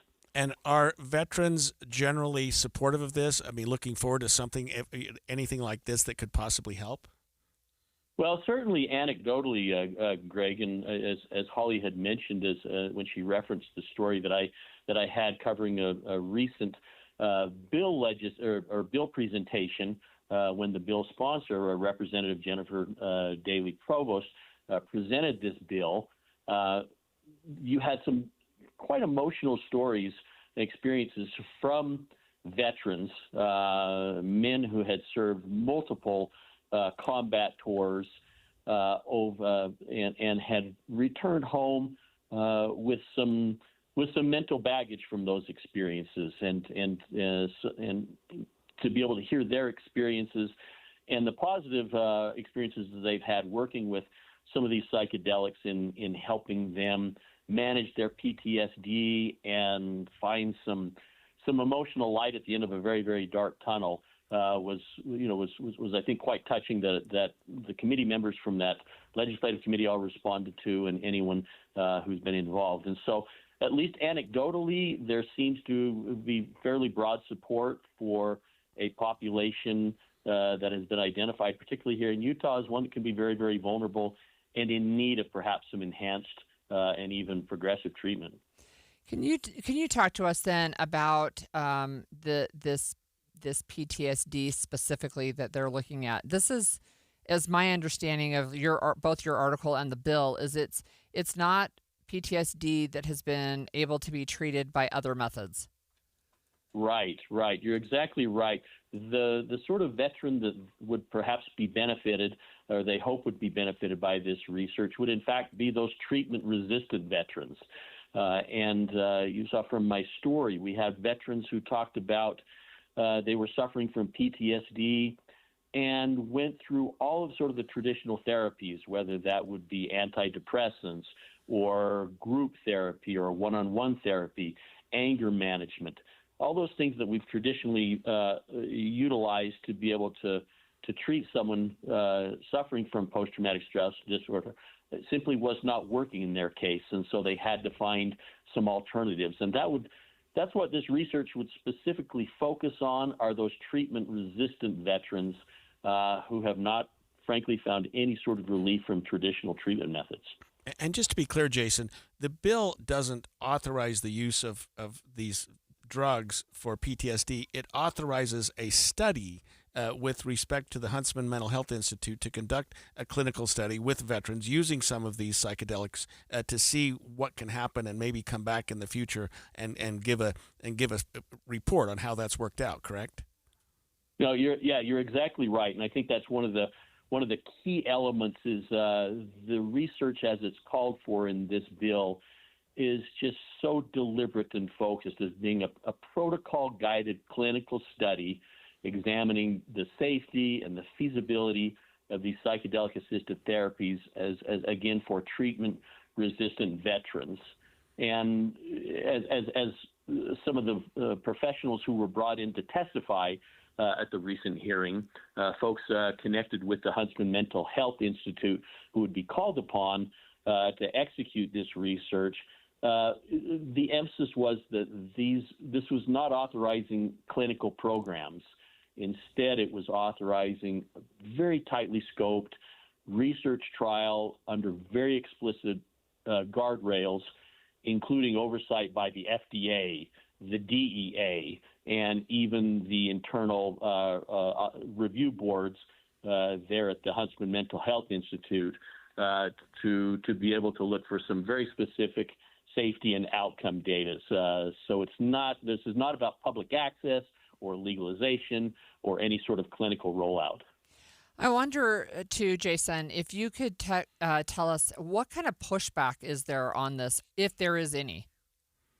Well, there was, perhaps is to be expected, during the recent legislative hearing, there was overwhelming support. You did have one woman who identified herself as a researcher and a PhD who, while in favor of looking at alternatives, including this sort of psychedelic therapy, was leery of the present research on hand.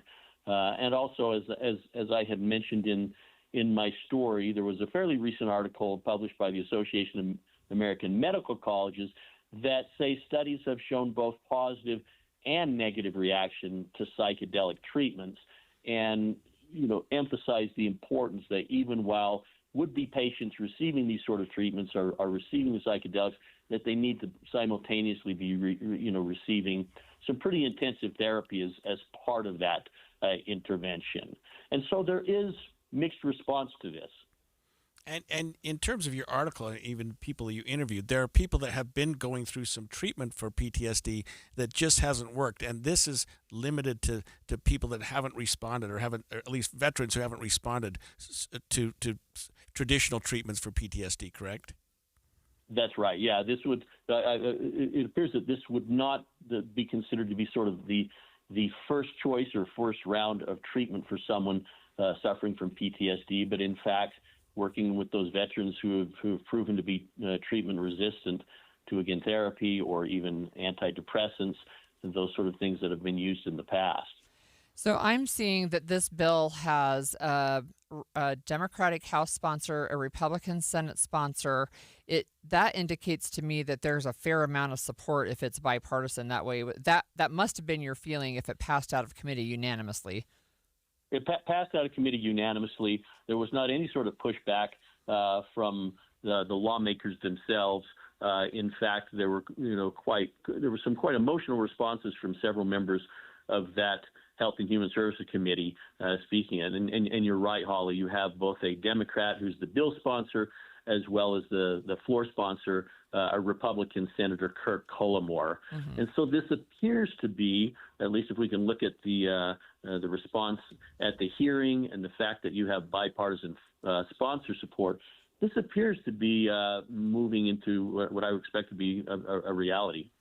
And it looks like, we only got about a minute left here, that this is a study that's supposed to begin on or before the 1st of January 2027, and it looks like it has about a 5-year sunset clause, or at least a report back clause, correct? That they want, that's correct. They want this study done in 5 years and then maybe come back for further follow-up, correct? I think that's all, Greg, part of the fact that to ensure that this is a very, very deliberate and controlled in many, many different ways research, simply because of, this is quite novel, and any sort of risk, I think, demands that sort of attention from a lot of different areas. All right. Thank you so much. That was Jason Swinson with the Deseret News. I will say that there's a $2 million fiscal note attached to this bill that would come out next year in 2027. I've done some reading in this area, and it does seem that psychedelics have done some good for some people that are suffering from PTSD, so this might have some promise. The Winter Games are still underway. We're going to do a check-in with our team there in Milan about what we may have missed when we go back to Italy after this break. KSL FM Midvale. KSL Salt Lake City. From the KSL Common Spirit Health Studios, this is KSL News Radio.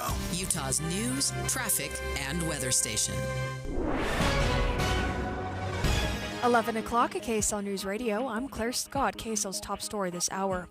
A House bill that would essentially allow high school students to transfer between schools and play sports without restrictions was pulled from the agenda of a House committee hearing this morning. KSL's A.B. Donaldson was at the hearing and says there were coaches and parents ready to testify against the bill. The bill, which would basically take away any kind of transfer rule or restriction for students, and it also eliminated the need for a school to certify bullying. So one of the loopholes in transferring has been that if a kid is suffering from bullying and the sending school verifies it, they get to transfer. Right now, this sponsor of this bill wants to eliminate that. We will let you know if House Bill 360 is brought back up in committee, and we'll have the arguments from both sides. Our top national story this hour from ABC News. We're waiting for updates about what officials are calling a security incident near the U.S. Capitol building this morning. Information remains scant, but in an alert to congressional staff, U.S. Capitol Police say officers have arrested a person with what appears to be a gun near the west front of the Capitol. That area is now blocked off, as are some of the surrounding streets. Authorities have pledged to provide more information as soon as it's confirmed. ABC News national correspondent Stephen Portnoy reporting from Washington. Your money at this moment. The Dow is down 57 points. The S&P is down 12 points. And coming up, the storm continues this afternoon. KSL weather is next. KSL News Time 11:01.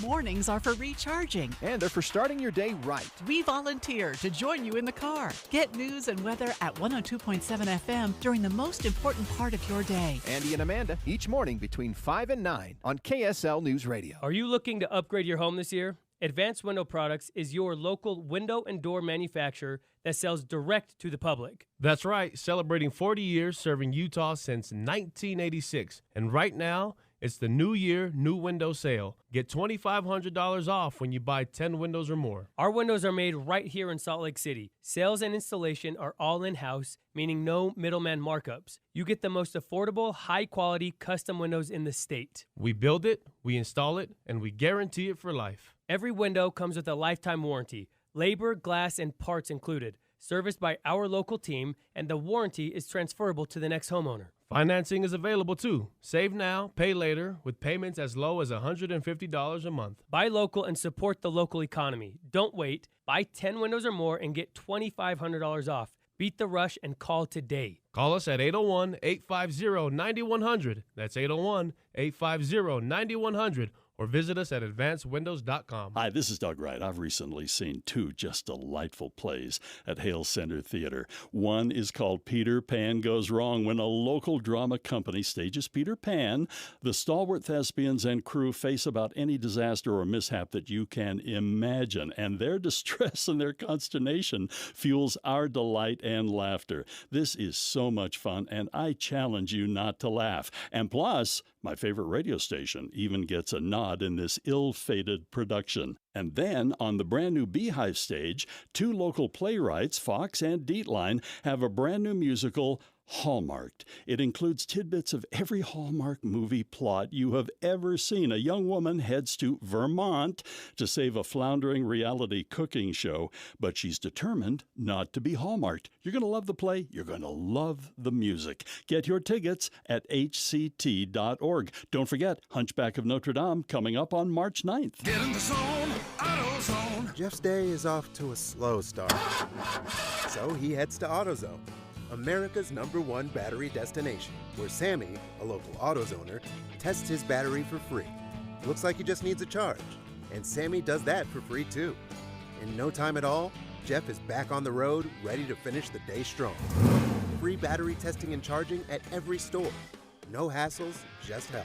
Get in the zone, AutoZone. Restrictions apply. Need life insurance but have diabetes, high blood pressure, or on anxiety meds? If you're a 50-year-old male, even porky, or with type 2 diabetes, $1 million of life insurance may only cost you about $200 a month. For affordable term life insurance, call Term Provider and speak with Big Lou at 800-230-2777, 800-230-2777, or visit biglou.com. Remember, Big Lou's like you. He's on meds too. 800-230-2777. Traffic and weather together every 10 minutes on the 9s, brought to you by UCCU. Direct deposit gets you $300. Love where you bank. Here's Michelle Rowe. We have a crash northbound I-215 on the east side belt, right about 6200 south on the right shoulder. Another crash eastbound I-80 in Parley's Canyon at the Chain Up area, and that is also off to the right. And then we can expect winter conditions on I-80 between Wanship and the Utah-Wyoming border. Michelle Rowe in the KSL Traffic Center. We're expecting rain and snow showers for the Wasatch Front this afternoon. We could see a few inches on the valley floors with a dumping in the mountains. Right now it is 37 and mostly cloudy. I'm Claire Scott from the KSL Common Spirit House Studios. Listen online at kslnewsradio.com for Utah's news, traffic, and weather station. The all-new Inside Sources. Inside Sources. Your inside access to the people and policies shaping Utah's future. Here are Greg Skordas and Holly Richardson on KSL News Radio. It's fun when KSL has the Olympics because we have a team there covering it, and we can check in with them every day. And we've been sort of torturing Matt Gephardt, who's there and keeps us up to date on what's going on. Good morning here. Good evening to you, Matt. Yes, 7 p.m. It's dinner time where I am, and torture nothing. This is great. I love chicken. I know, right? Okay, so what have you been following today? Well, today has largely been a work day. It's one of those rare moments where the events of the day are happening in other places. So I'm working on. Last night I was up super late. I got back to my hotel around 3 a.m. after a couple of Americans medaled a gold and a bronze on the monobob, the single woman bobsled. So I slept in a little bit, and I've been working at the crowded workstation today. So how are things divided up there? Because it seems like we're talking to people who are in Milan and in Cortina. I don't know how divided up it is. I know when we did them here, Matt, it was a little bit the same too. We had, even though they call it the Salt Lake Games, there were different venues locations, in Park City and Ogden. Tell us about how things are divided there. Yeah, I mean, so it is nothing. It's night and day compared to 2002. Yes, I know technically Ogden, Provo, but I mean, when you say the Salt Lake City Games, if you drove let's see, what Soldier Hollow, maybe the farthest away at about an hour. Yeah. Other than that, it is. I mean, everything was really. You could stay in Salt Lake City and get anywhere you wanted. That is not the case here. The history is being made in Italy right now as the most geographically diverse games ever. So, Milan is sort of the epicenter, which is about, depending on whether or not you get caught in Olympic traffic, somewhere between 5 and 12 hours away from Cortina. I'm in Cortina, which is where many of the mountain sports are happening. But when I say many, I don't mean all. There's also Livigno, which is where like the men's skiing is happening, and there's alpine skiing is another. Alpine skiing. Cross country skiing is another 2 hours beyond even where I am here in Cortina. It's all over the place. It's actually been very, very challenging to try to cover, and talking to athletes too. I mean, some of them have said it's been great because I'm not distracted with the usual Olympic hubbub. I'm kind of just in sort of my quiet zone here. Others who really enjoy kind of the Olympic hubbub, Lindsey Vonn said, I'll be honest, I don't love it. It's, I love Cortina, but the men, where the men are skiing is like a 12-hour drive from where we are right now. So it feels less like bringing everyone together than the way sometimes the Olympics do. So we used to always think of, and maybe it's different this year, the Athletes Village. When it was here, they sort of used the University of Utah dorms and some facilities there. So the athletes were all contained. Is that not the case now with Italy? So yes and no. They have multiple athletes villages, right? So they have one here in Cortina, which is basically these double-wide trailers. They have I've only seen pictures of it because I haven't been to Milan, but they have got a big athletes village down in Milan, which looks like kind of dorm-like complexes. And then I honestly couldn't tell you what they're doing at some of the other places, but I assume they have other athlete village sort of situations going on. That's kind of sad, actually. I just have a question about monobob. Is a two-man bobsled the norm, and now you're talking about just a one person going down on a bobsled? Well, Holly, let me tell you everything I've learned about sliding in the last 2 weeks. Good. It's so monobob is mono. It's one person. Sure. Two-man would be pop quiz. Two-man would be two. Duo bob. There you go. Yeah. Yeah. For real? Bobsled is 4. So the typical bobsled is 4. So yeah. So they just got done with monobob yesterday, and it was kind of we've been laughing here calling it Mamo Bob because the gold medalists from the United States as well as the bronze medalists in the United States are both women who are relatively new mothers. Well, in women's sports, of course, they're both women, but with women who are relatively new mothers who are both over the age of 40. So it's and they're moms, and so it's like Mamo Bob. We've been calling it. Awesome. Okay, and the bobsled. I was thinking of the luge. I was thinking of the luge and skeleton. Bobsled is in the little cart-looking thing. Yes. Bobsled. If you've ever been to Disneyland and ridden the Matterhorn, yes, that's bobsled. Like that. Those are flying bobsleds. There you go. Slightly jerkier. Luge is you lay on a sled and go feet first, and skeletons you lay on a sled and go face first, which I think you have to be mental to do, but people do it. What's the track like? What are the facilities like that they put up there? I know we have a great bobsled run here. Yeah, and people here are excited. People from the States are excited because, bobsled is one of those things that typically has been kind of dominated. But Germany has like a ton of bobsled tracks. So the fact that they have other tracks, the fact that Utah built one and that the games are coming back and people are excited about the fact that it's going to get some new life put into it. So the answer to your question is it's made out of ice. Tracks are all different. This one is I was talking to a Canadian coach last night. As I was freezing my fingers off waiting to do some interviews, and he was saying, this one, they've really redone it. This used to be one where, if you made a little tiny mistake, you crashed, and they've actually made a lot of changes now where you can make mistakes and you lose time, but it's pretty rare to see like a full-on wipeout crash anymore. Very well. Quick last question, Matt. What are you watching tomorrow? Tomorrow, I'm heading up to check out Michaela Schifrin and the rest of the female alpiners heading down the alpine skiing. It's the final event for alpine skiing, the slalom, women's slalom. There you go. Thanks. All right, that was Matt Gephardt. So we're going to go to our little history lesson for the Winter Games. This day in the history of the Winter Games on Inside Sources, brought to you by America First Credit Union. I wanted to start with a few fun facts about Utah's 2002 games before I get specifically to what happened on February 17th. But in 2002, here in Salt Lake City, the Winter Games, for the first time, we were just talking about bobsledding, but women's bobsledding was introduced in the 2002 Winter Games, giving female athletes a chance to compete in that sport.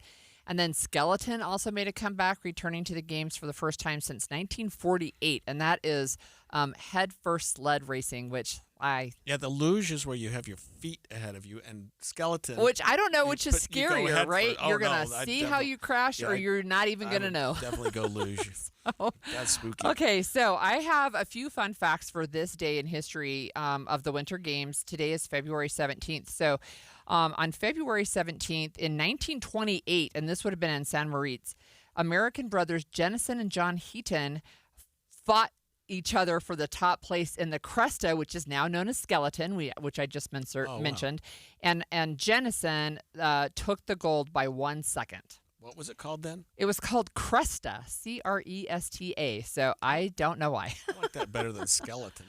So, yeah, exactly, right? If you crash, you end up a skeleton. Right, yeah. In 1968, Frenchman Jean-Claude Killy completed a clean sweep of the alpine skiing events at the Grenoble Winter Games. He won the slalom and then the downhill and the giant slalom. So Jean-Claude Killy, I remember hearing about him when I lived in France a decade later. A household name. I Yeah. mean, they had skis named after him. Right. He had that little white uniform, that one-piece jumpsuit. He was French, and of course, it was in Grenoble, France, I think, that year. Yeah, so that's right. He was the That's local right. hero. Oh, yeah, for sure. Hero. So in 1998, the U.S. women's ice hockey team beat Canada and won the first Winter Games gold medal. What year? 1998. And I think those two teams have gone at it in the finals every year Games, since. yep. And I think they're going at it this week. I don't remember the exact day, but I think so. And then I have one more fun fact for 2002. Maybe this is a little less fun, but I don't know if you remember this. This is during the Salt Lake Games, but the IOC found fraud with the pairs figure skating event, and it on February 17th, 2002, it gave a second gold medal to the Canadian couple. It was Jamie Sale and Dave Pelletier. And they ended up getting the second gold medal after this whole big controversy. yeah, there was a judging controversy. Yeah, there was. A French judge had been bribed Right, or yeah, something. it became sort of a household name. That's right. The French That judge, is right. Yep. So, okay. When we come back, we're going to be talking with Janetta Williams, the Reverend Jesse L. Jackson, who led the civil rights movement for decades and was a protege of Martin Luther King Jr., died today. We're going to talk about that when we come back after this break.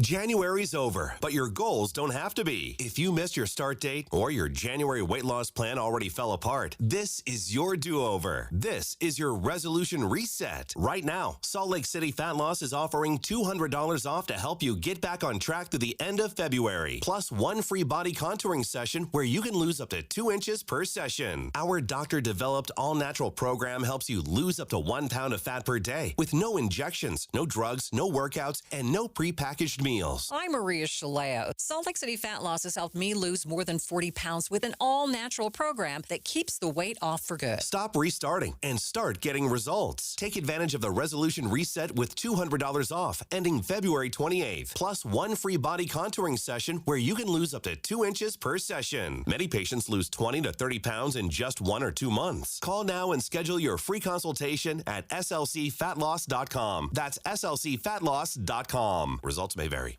You know, it's frustrating. It really is. You work your tail off for 40 plus years. The government takes 30 or 40% in taxes. Then they turn around and they waste your money. Americans are getting fed up, rightfully so. And that's why they're taking advantage of tax planning. Tax planning could significantly reduce your taxes, not just for 1 year, but for the rest of your life.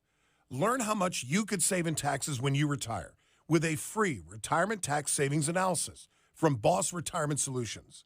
If you've saved more than $300,000, schedule your free analysis now by calling 801-896-9622. Don't pay the government one more dime than you need to. Call today, 801-896-9622.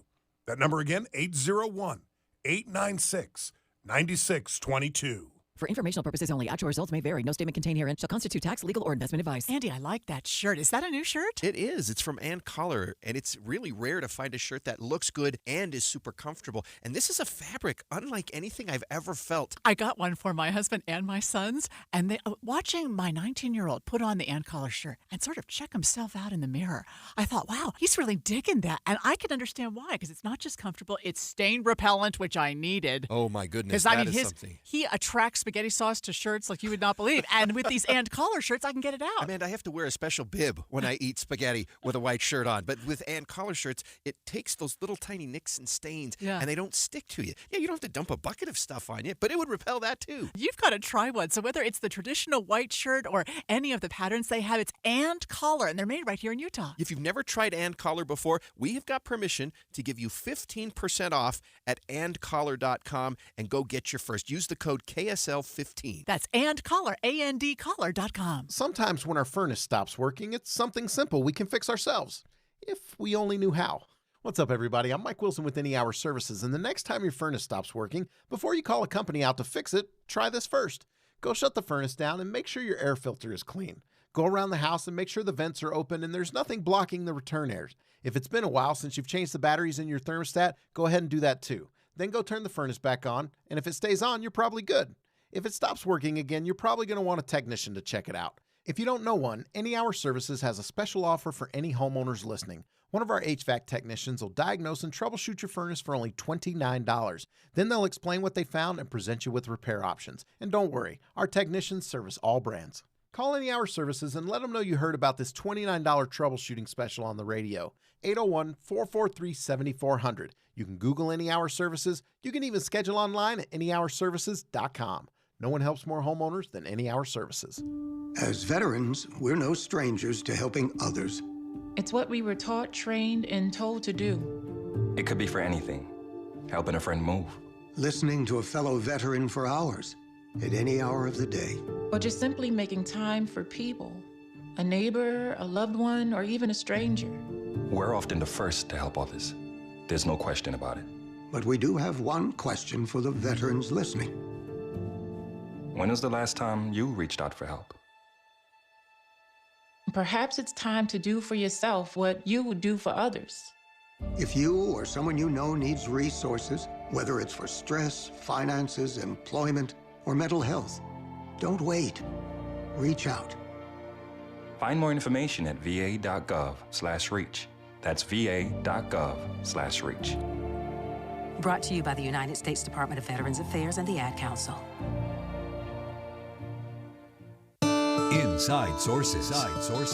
America will get better and better. Keep hope alive. Keep hope alive. Keep hope alive. I love you very much. That was the Reverend Jesse Jackson, who we are told passed away this morning at the age of 84. He was best known for his work with Dr. Martin Luther King Jr. He led a civil rights movement for decades after King's death. He advocated for the poor and underrepresented on issues such as voting rights, job opportunities, education, and health. I didn't realize he was sick.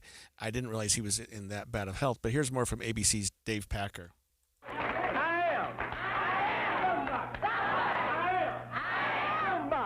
All of his life, the Reverend Jesse Jackson demanded justice for African Americans, a civil rights nonviolent soldier who was always marching. He stood shoulder to shoulder with Martin Luther King Jr. in Selma after witnessing the beatings of Bloody Sunday on television.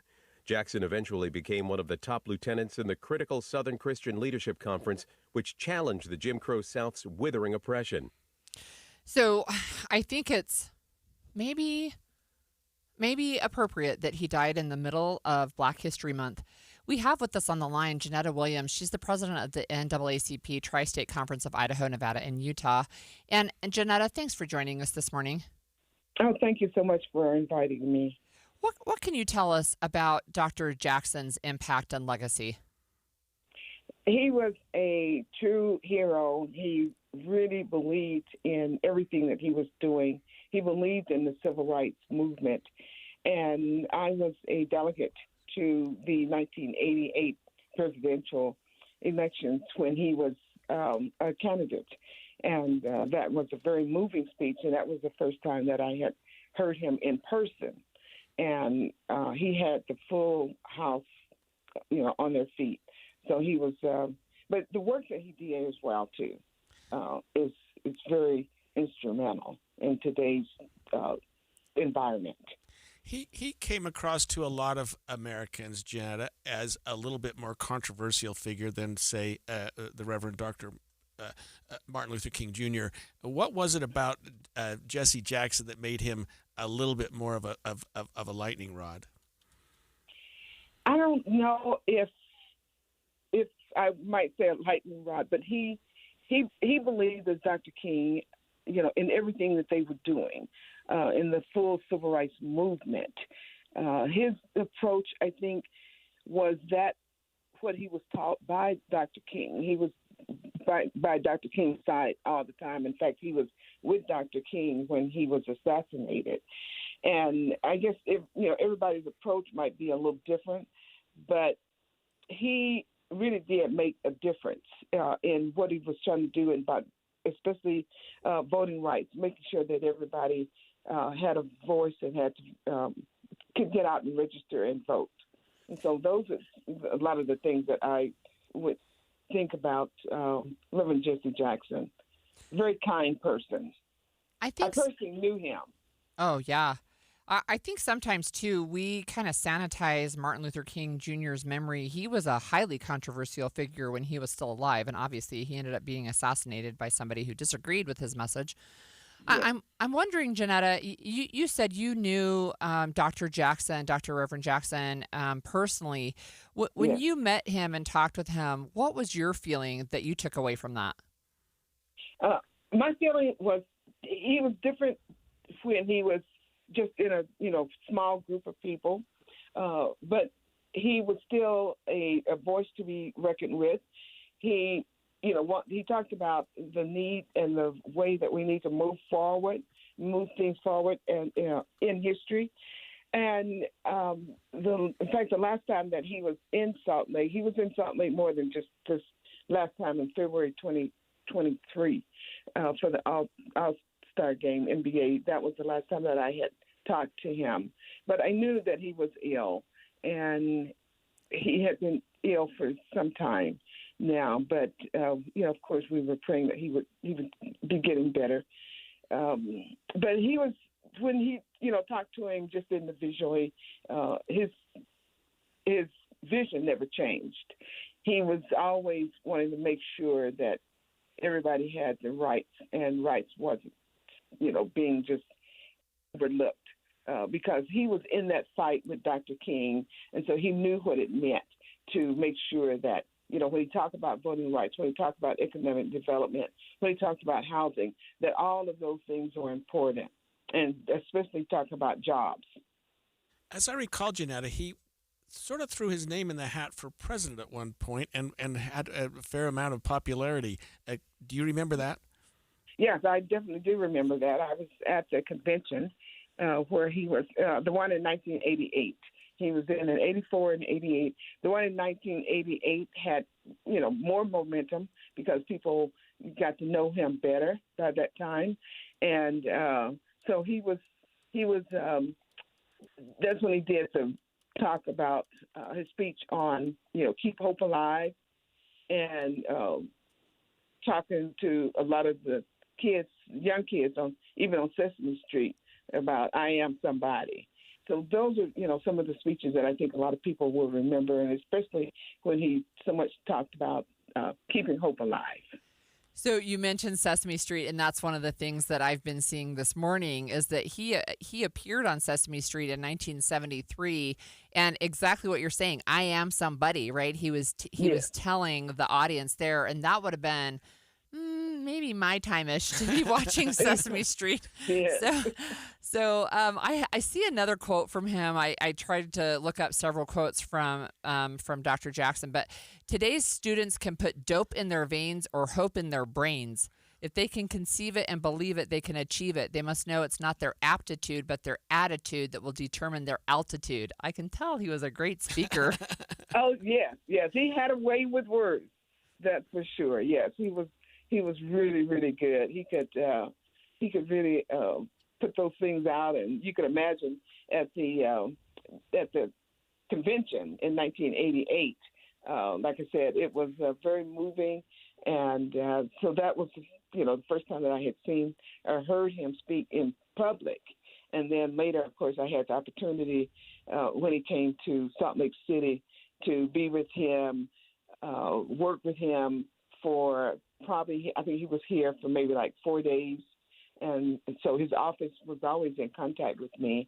And so that was a really good experience at that time as well. What kind of reception did he get here in Utah and in Salt Lake City, Janetta? It was a very warm reception, very warm reception. I worked with the late Pete Suazo at that time and some others when he came to Salt Lake City. But I think I was the first one that his office had made contact with because I had moved here from Idaho at that time, and I was in contact with his office, and I think I was the first one that his office had told that he wanted to come to Salt Lake City and wanted me to head up everything. But I felt uncomfortable because I hadn't lived here that long, and so, of course, I brought in the late Senator Pete Suazo and others, and we had a really good time with him and him being here and speaking. So, Janetta, we only have about a minute left, but I wonder what we can take away from his life and legacy as we live in really polarized times right now. What can we take away? I think what we need to take away is that his ability to reach out to all people, all walks of life, and to trying to make a difference, trying to let everybody know that you are somebody, and to make sure that we don't just do things for ourselves, but we do things for other people and try to make sure that we're bringing along even the young people and making sure that, we encourage them to register and vote and also to get involved. And I think the young people today are getting more involved or as involved as years past because, we saw the walkouts a couple of weeks ago. And so they're more aware. And we like that. We want them to continue doing those type of things. And so I think the remembrance that I would like people to know about Dr. Jackson, Reverend Jackson, is that he cared and he had a voice of reason. Thank you, Janetta. That was Janetta Williams, president of the NAACP Tri-State Conference of Idaho, Nevada, and Utah, who joined us again, and she's always been very generous to the show. When we come back, we've talked on this show about legislation that would streamline Utah's death penalty process. Next, we'll be joined by a former death penalty prosecutor to hear his thoughts on the proposed changes and what we're doing in Utah. Stay with us. 11:30 at KSL News Radio. I'm Claire Scott. KSL's top story this hour. The Washington County Republican chair was released from jail after posting $10,000 bail. David Nephi Johnson was in jail over allegations he abused a younger female family member with water torture. A protective order is in place prohibiting him from seeing that family member. He will be in court for a preliminary hearing in March. And we're continuing to follow the 2026 Winter Games. Team USA begins the day in third place in the hunt for Olympic glory. Here's ABC's Jim Ryan. 6 gold, 8 silver, 5 bronze, 12 altogether has Team USA behind Italy with 23 and Norway with 28 overall medals. And while medals will not be awarded in today's figure skating competition, the self-named Blade Angels, Americans Amber Glenn, Alyssa Liu, and Isabeau Levito compete in the women's singles short program, hoping for a leg up in Thursday's medal round. 26 competitors hope to deny them that chance. The parents of Olympic athletes are often overlooked as part of the games, but those parents sacrifice a lot of time and money to help their kids reach Olympic heights. KSL caught up with the parents of speed skater Kristen Santos Griswold. Her mother, Donna, says it was her life's goal to help her daughter succeed. In the winter, I drove her to practice, and sharpened her skates for her for many years. She and the other parents we spoke to at the game say their hearts race every time their kids line up to compete. Your money at this moment, the Dow is up 9 points. The S&P is up by 2. And coming up, snow in the valley. KSL weather is next. KSL News Time, 11:31.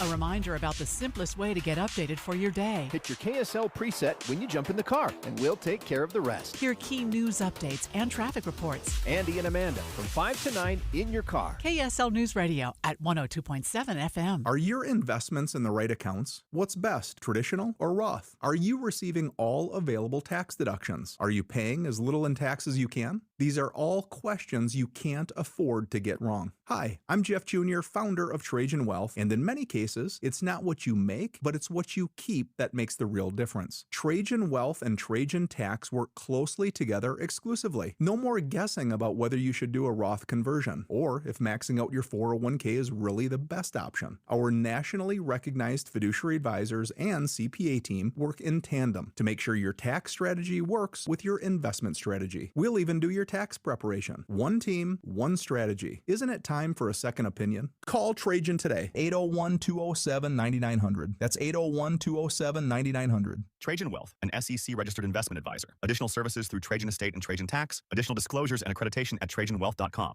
Ready to free your team from time-consuming office tasks? Amazon Business empowers leaders with smart business buying tools, leaving time to focus on strategy and growth. Free up your teams and focus on your future at AmazonBusiness.com. Check engine or ABS light on? Take the guesswork out of your warning lights with O'Reilly Veriscan. It's free. Ask for O'Reilly Veriscan. O'Reilly Auto Parts. Power outages are happening more often and lasting longer than ever before. A backup generator is a very smart move, but gas generators, they're loud, heavy, and emit harmful exhaust.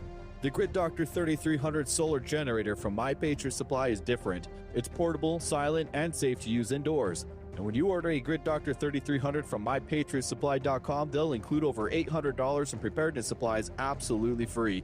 Go to MyPatriotSupply.com now and get prepared. That's MyPatriotSupply.com. I'm back to doing what I love and more, thanks to the Good Feet store. Do you want to walk, play pickleball, and enjoy other fun activities to stay healthy, but you can't because of bad feet? Hi, this is Mike, and the Good Feet store wants to help. I just had difficulty walking. I tried them on in the store, and my foot felt so much better. Do you keep buying new shoes and inserts with little or no relief? I tried all kinds of shoes. It was the arch supports that made the difference from the Good Feet store. Don't let bad feet, knees, or back problems get in the way of staying healthy and having fun. Thanks to the Good Feet store, I'm bowling 3 nights a week. Get back to doing what you love. At the Good Feet store, we'll personally fit you at high-quality arch supports to maximize your comfort.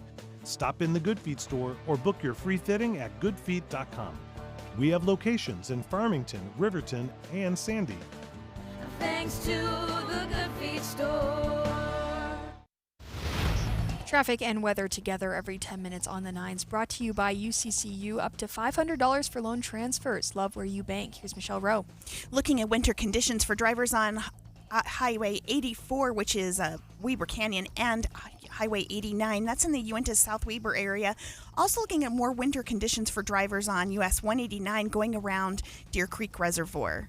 Elevate your dining at the Roof, now serving lunch and dinner. Enjoy city views and cozy favorites like signature steak, pork, or salmon entrees. Visit the Roof, SaltLakeSLC.com. I'm Michelle Rowe in the KSL Traffic Center. We could see several inches of snow fall in the valley over the next few days. The mountains will be hammered with snow. We could see 18 to 36 inches in the Cottonwoods, 12 to 24 in the northern mountains.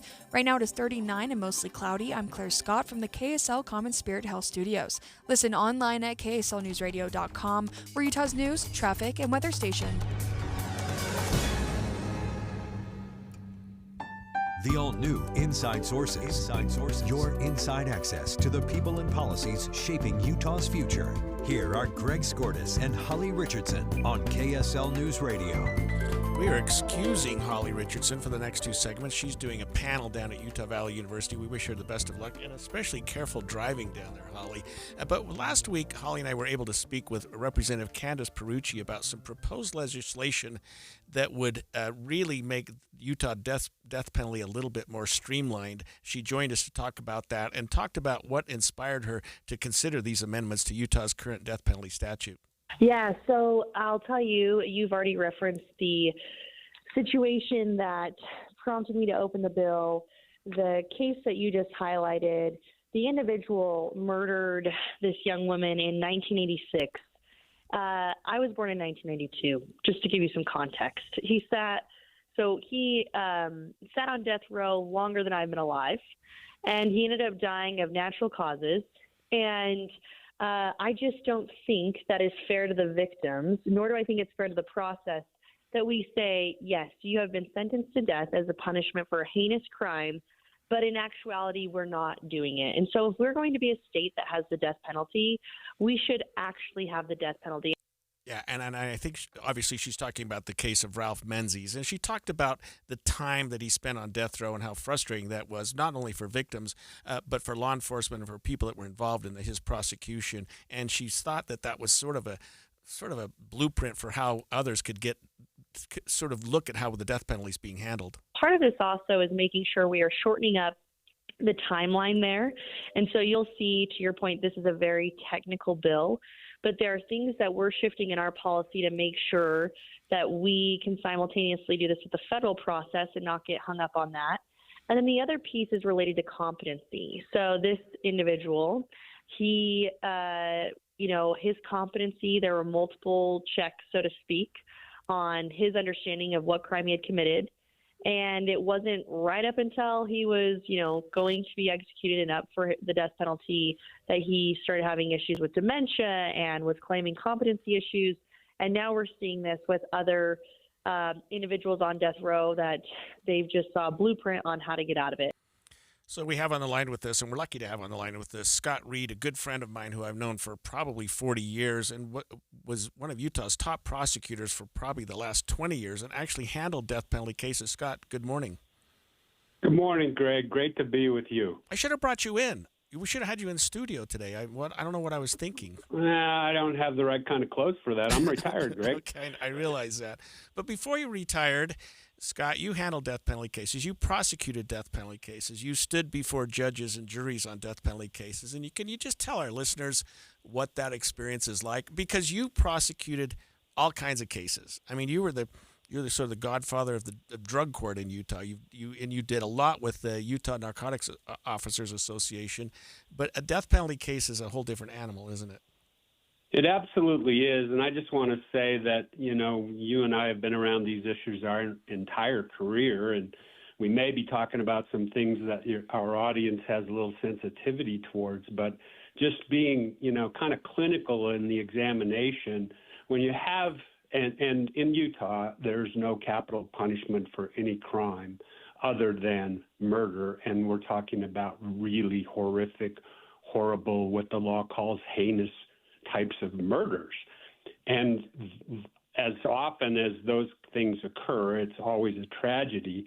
But there are certain cases where not only is the death punishable, it's punishable by the ultimate punishment, which is execution. Getting past the moral and spiritual side of all that, what process has to be followed and adhered to in order for that execution to be just and legal and pass all the muster that the courts have set as the standard for that process. And, I think making the decision to seek the death penalty is the first hard choice any prosecutor has to face. Now, when we talk about these cases, and the reason why I think Representative Pierucci has her bill, Scott, is at a sense of frustration over certain cases. Ralph Menzies is an example. 37 years on death row. Competency was questioned not only within the last year, but within the last few, as he was getting closer and closer to actually his execution. He wasn't executed. He died of natural causes related to his dementia, and that's caused some frustration. So and you've dealt with victims, and you've dealt with families who have suffered the loss of a loved one through these, what you describe as heinous acts. Is there anything? Well, first of all, let me just ask you about Pierucci's bill to streamline the process. Is there a way to streamline the process, in your opinion, that makes sense? Well, I was interested in the sponsor's comments because I understand the frustration as well, and it it's kind of common sense, Greg. When you look at it, you have a situation where, in Utah at least, we have currently 4 inmates on death row. Their average tenure there is between 30 and 36 years. That's a long time. We know about the Menzies case. He was in prison for 37 years before he died of natural causes, unable to be executed, whether you're pro or con around that. You look at another really infamous case in Utah, Ron Lafferty, who committed his crimes in 1984 and died in prison in 2019. That's 35 years. So I get the frustration, and it's got to be pretty much universal. I don't think anyone can argue that that's way too long to take. And you know, buffered against that is the retort, well, we want to make sure that this execution is just. We don't want to, for instance, we don't want to execute someone who didn't commit the crime, certainly. But they have to have their due process. They have to have the constitutional guardrails that have been established followed to the letter, and it just seems like that takes way too long. And what's that like for you as a prosecutor and for the law enforcement community that works on these cases, and more importantly, Scott, for the victims? How does that affect them? And I'll go back to Perucci's bill. Are there ways, this is becoming now a compound question, are there ways where we can maybe shorten the process? Well, and I'll go with you on maybe there. I don't know. I mean, it's hard to say how much time can objectively be chopped off these processes. There are, as you know, multiple levels of appeal. Any death penalty case in Utah is automatically appealed to the Supreme Court, and then the defendant has the opportunity for a post-conviction review under state law, and then another post-conviction review under federal law, which can take the defendant all the way to the United States Supreme Court, which is there's no straight line for that process as well. So we'll see. I think the more interesting question about this bill, I looked at it today. It's a monster. It's 45 pages. And I think in the back of everyone's mind has to be the question, how will this bill affect current or pending cases? Does it have any impact on those 4 inmates who are on death row, or any potential death penalty sentences that may be coming in the future? So I think that's a consideration that also has to be made. I'm not optimistic. It's 17 days before the end of the session. It's a monster bill. It's a big topic. My anticipation is that the bill will be sent to the Commission on Criminal and Juvenile Justice for study. It's an important issue, and it needs to be studied, but this may not be the year for this bill. Can I ask you a favor, Scott? Can you stick around for one more segment with us? Absolutely. Thanks, Greg. We will be right back. And I've been taught to begin with the end in mind. And when it comes to something like weight loss, that's really, really important, because some weight loss plans have no end. It's like another refill or another bill or another year. But Soda weight loss has a finish line. You learn it once, you use it forever. And I'm all about health. I mean, I don't want to have my body become addicted to another drug that I have to take forever in order to be healthy. I want the opposite of that. I want fewer medications. I want my body to learn how to do this on its own and be strong. For so many weight loss drugs, you have to just take them forever in order to maintain that feeling when you cross the finish line. Yeah. When I hit 70 pounds that I let go of in 5 months, what an amazing feeling. And it was amazing to know I could just go forward from this point. You can talk to a nutritionist and ask all your questions at 866-800-SODA. Or you can go to sotaweightloss.com. That's SOTA weightloss.com. Because at Soda, join us for a short time to have results that last a lifetime. KSL Broadcast Group contests are open to participants 18 years of age and older that are residents of Utah, unless otherwise specified. Employees or agents of the station, Bonneville International Corporation, other area radio stations, or any entity associated with the contest may not enter. Persons who have won in the last 30, 60, or 90 days from a station contest or event may not be eligible. Full general contest rules are available at kslnewsradio.com/contests. Progressive presents Employee of the Month. Small Business Edition. Today's recipient from Michaela's Mobile Spa, Michaela! Michaela got a quick business insurance quote from Progressive and chose from over 30 customizable coverages. Sure, it helps she's her only employee and does literally everything. But while others would rest on their laurels, Michaela was hard at work saving big. So take that, hypothetical other employee who doesn't exist. Be your own Michaela. See if you could save in as little as 8 minutes at ProgressiveCommercial.com. Progressive Casualty Insurance Company and Affiliates. Coverage is not available in all states or for all vehicles and coverage selections. Are you 50 or older? This news is for you. The CDC recommends you get vaccinated against pneumococcal pneumonia. Even if you're healthy, your age puts you at risk. People 50 or older are over 6 times more likely to be hospitalized with pneumococcal pneumonia compared to adults 18 to 49. Just one shot can help protect you.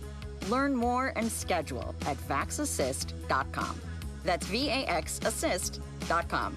Sponsored by Pfizer. This weekly tax tip is brought to you by the Utah Association of Certified Public Accountants. Here's CEO Susan Spears.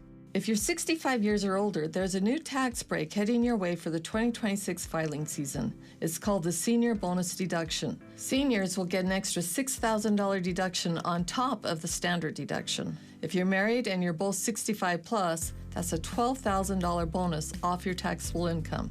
So let's do the math. A single senior gets to take the standard deduction of $15,750, the existing age bump of $2,000, and the new senior bonus of $6,000. That's almost $24,000 of income the IRS cannot touch. However, there are income phase-outs. Get the most out of your income tax preparation when you hire a licensed CPA. Visit uacpa.org to find a CPA that's right for you. And check out new tax tip videos by following on social media at Talk to Your CPA. This is Derek Miller speaking on business. With offices in Salt Lake City and St. George, Spencer Fain has been supporting clients throughout Utah, offering legal guidance in areas such as litigation, corporate transactions, labor, insurance, and more. Client development specialist Kim Roller joins us with more. As Utah's thriving legal market continues to surge in growth, talent, and industry opportunities, Spencer Fain boasts a dynamic, client service-driven team prepared to meet every unique challenge of the modern legal landscape. With established practices spanning litigation, business transactions, financial services, IP, insurance, healthcare, and more, our offices bring decades of experience and intel as we draw on a robust bank of resources, including more than 700 attorneys in 31 offices across the U.S., to deliver attentive boutique-level service backed by national industry insights. Spencer Fain attorneys work to unlock and add value in new and inventive ways. As one of the highest performing firms nationally in workplace satisfaction, client satisfaction, and growth, our culture blends humble attitudes with unwavering ambition for lasting client relationships and consistently successful outcomes. Learn more about our work and team at spencerfain.com. Spencer Fain continues making a strong impact in Utah, providing expert legal guidance, supporting local businesses, and helping communities navigate complex challenges, delivering results with integrity and practical solutions. I'm Derek Miller with the Salt Lake Chamber, speaking on business. Getting help with electrical repairs is easier than you think. All you have to do is call Any Hour Services or schedule an appointment at anyhourservices.com. No one helps more homeowners than Any Hour Services. The new Inside Sources. Welcome back to Inside Sources. Today, this morning, we're talking about legislation that would essentially make Utah's death penalty process a little bit faster. This is sponsored by Representative Candace Perucci, who joined us last week and said this. Because if you were on an appeal to say you had ineffective counsel, right, or you request different counsel, that delays. That is one more delay that goes into this timeline here. And so the idea would be, we don't want you to be able to, we would like to provide you with the best defense counsel right out of the gate rather than having to go through this series of appeals to get you there. And we're back with our guest, Scott Reed, former death penalty prosecutor with the Salt Lake County DA's office and the Utah Attorney General's office. Scott, does it make sense for, and maybe it's already in place, that there be time limitations on specific issues as it relates to appeal? For example, if you want to challenge the effectiveness of your attorney, you have to file it within X number of years, or you want to challenge whatever. I mean, we already have some deadlines in place, but it seems like when it comes to the death penalty, the appeals just don't ever end. No, you're right, and it's a great question. I think everyone tends to ponder that in the abstract and just say, what can we do differently?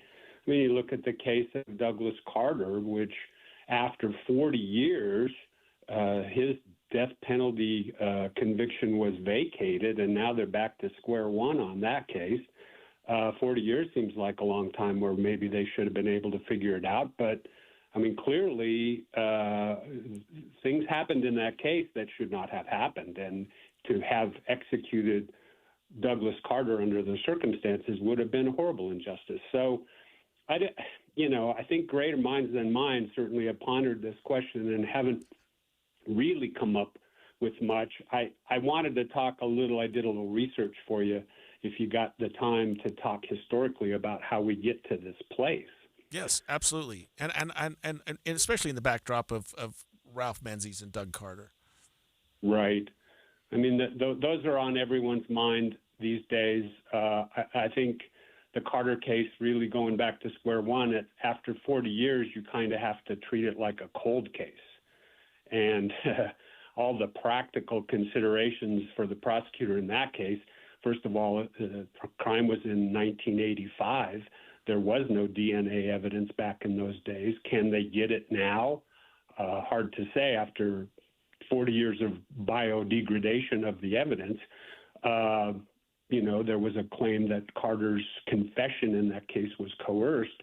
Can you relitigate that claim after 40 years? The detective from Provo City has got to be in his 80s, and to put that person on the stand now and ask him questions about what happened in 1985 may not be fruitful. So all kinds of practical considerations. But again, Utah's death penalty has been around for 50 years. I think everybody remembers the Gary Gilmore execution after the United States Supreme Court had suspended death penalty for about 4 or 5 years and finally reinstated it. But they did it under the rubric of procedural guidelines have to be followed. And I think Utah's statute, which is part of Representative Perucci's bill, has been under reconstruction over the course of those last 50 years. I mean, we can't go through too many sessions without having some changes being made, mostly procedural. But again,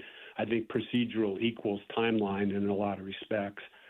But since I looked at the executions in Utah since 1977, and there have been, beyond Gilmore, there have been 5 or 7 more. Interesting to me that between 1988 and 1999, that's 11 years, there were 5. But since 1999, there have only been 2. And you wonder about the factors that contribute to that, one of which is of the, I think, 27 states that allow the death penalty, 7 have currently suspended that because they can't provide the means for what I guess people would call a humane execution. What if you don't have a moral objection to the death penalty, what is the most humane way to execute a human being? And lethal injection now has come under great scrutiny because they find that it may not be as painless and immediate as they once thought. You mentioned earlier, I think, Scott, that there were currently 4 individuals on Utah's death row. Correct. That's not a lot. I can think of at least 3 and maybe 4 current pending death penalty cases in Utah. Are prosecutors pulling that trigger more than they have in the past? Or that's not a fair question to you, but can you just think about the ones that are pending right now in Utah? Yeah, I think you get into this little squishy gray area about prosecutors, and I can assure you that although there are currently only 4 inmates who are facing execution and have an order or have awaiting a warrant from the governor to do that, there are dozens and dozens of men doing life in prison because they pled guilty in order to avoid the death penalty. And so, whether you can quibble about prosecutors' use of the execution as a plea bargaining tool, it kind of comes down to, are we as a society committed to this process? Are there crimes that permit, allow, or require the death of another human being? I mean, philosophically, that's kind of where we are. And you have the eye for an eye crowd, and then you have the that's not our call crowd, and they're both right. So yeah, we go round and round. So you're old like me. I don't mind mentioning that. And you can Yeah, remember, you bet. Scott, that before we had the concept of life in prison without the possibility of parole, and that was relatively new to Utah law, not new anymore, but you just mentioned something I think is really significant. That has made a difference in how some of these cases are handled, correct? It has, and that's, it is, you're right, it's fairly new, because the United States Supreme Court in 1972 suspended all capital punishment on procedural grounds. They said that there was no way for this to be constitutional as applied, and I think states had to come up with an alternative that, made the punishment fit the crime, so to speak, and also assured the public safety. And when the death penalty was reinstated in 1976, some states said, nah, we're not going to do that. I mean, there's still 23 states and the District of Columbia that don't allow a death penalty. So roughly half the country has cleared that hurdle and never looked back. But again, it's evolving. I think even now it's evolving. The frustration that is demonstrated by Representative Perucci's bill is, isn't there a way that we can make these determinations before the inmates become incompetent or expire? 30, 35, 36 years is a long time for a case to be pending on appeal. Let me ask you one last question, Scott. We've got about a minute left, but we are hearing that the Utah County Attorney's Office has asked the legislature to supplement the budget for the Tyler Robinson case, the man that's accused of shooting Charlie Kirk down at UVU, and is asking for an additional $2 million. Now, there's already a budget set aside for not only the district attorneys or the county attorney down there and the public defender who's been assigned to the case, but another $2 million. I mean, is that where we've come now with death penalty cases? Oh, I think absolutely, and that may not be enough, frankly. And it goes to, I think, what Representative Perucci's bill hopes to address is you want to have highly skilled, highly competent defense attorneys involved in the case from the beginning. They're not cheap. There are experts on both sides that need to absolutely have to be involved. And these things all, costs keep going up in every aspect of our world. So, again, the ultimate punishment requires the ultimate safeguards in obtaining it. And, justice ain't cheap, I guess, when it comes to that. Thanks, Scott. Good to hear from you, and it was good to see you yesterday, by the way. We will now turn it over to Midday with Miri Shileos, who's talking about a judge's decision with respect to Tyler Peterson, who pled guilty to the torture and starvation of his little brother, Gavin, who died in 2024. Stay with us on KSL News Radio for the latest details.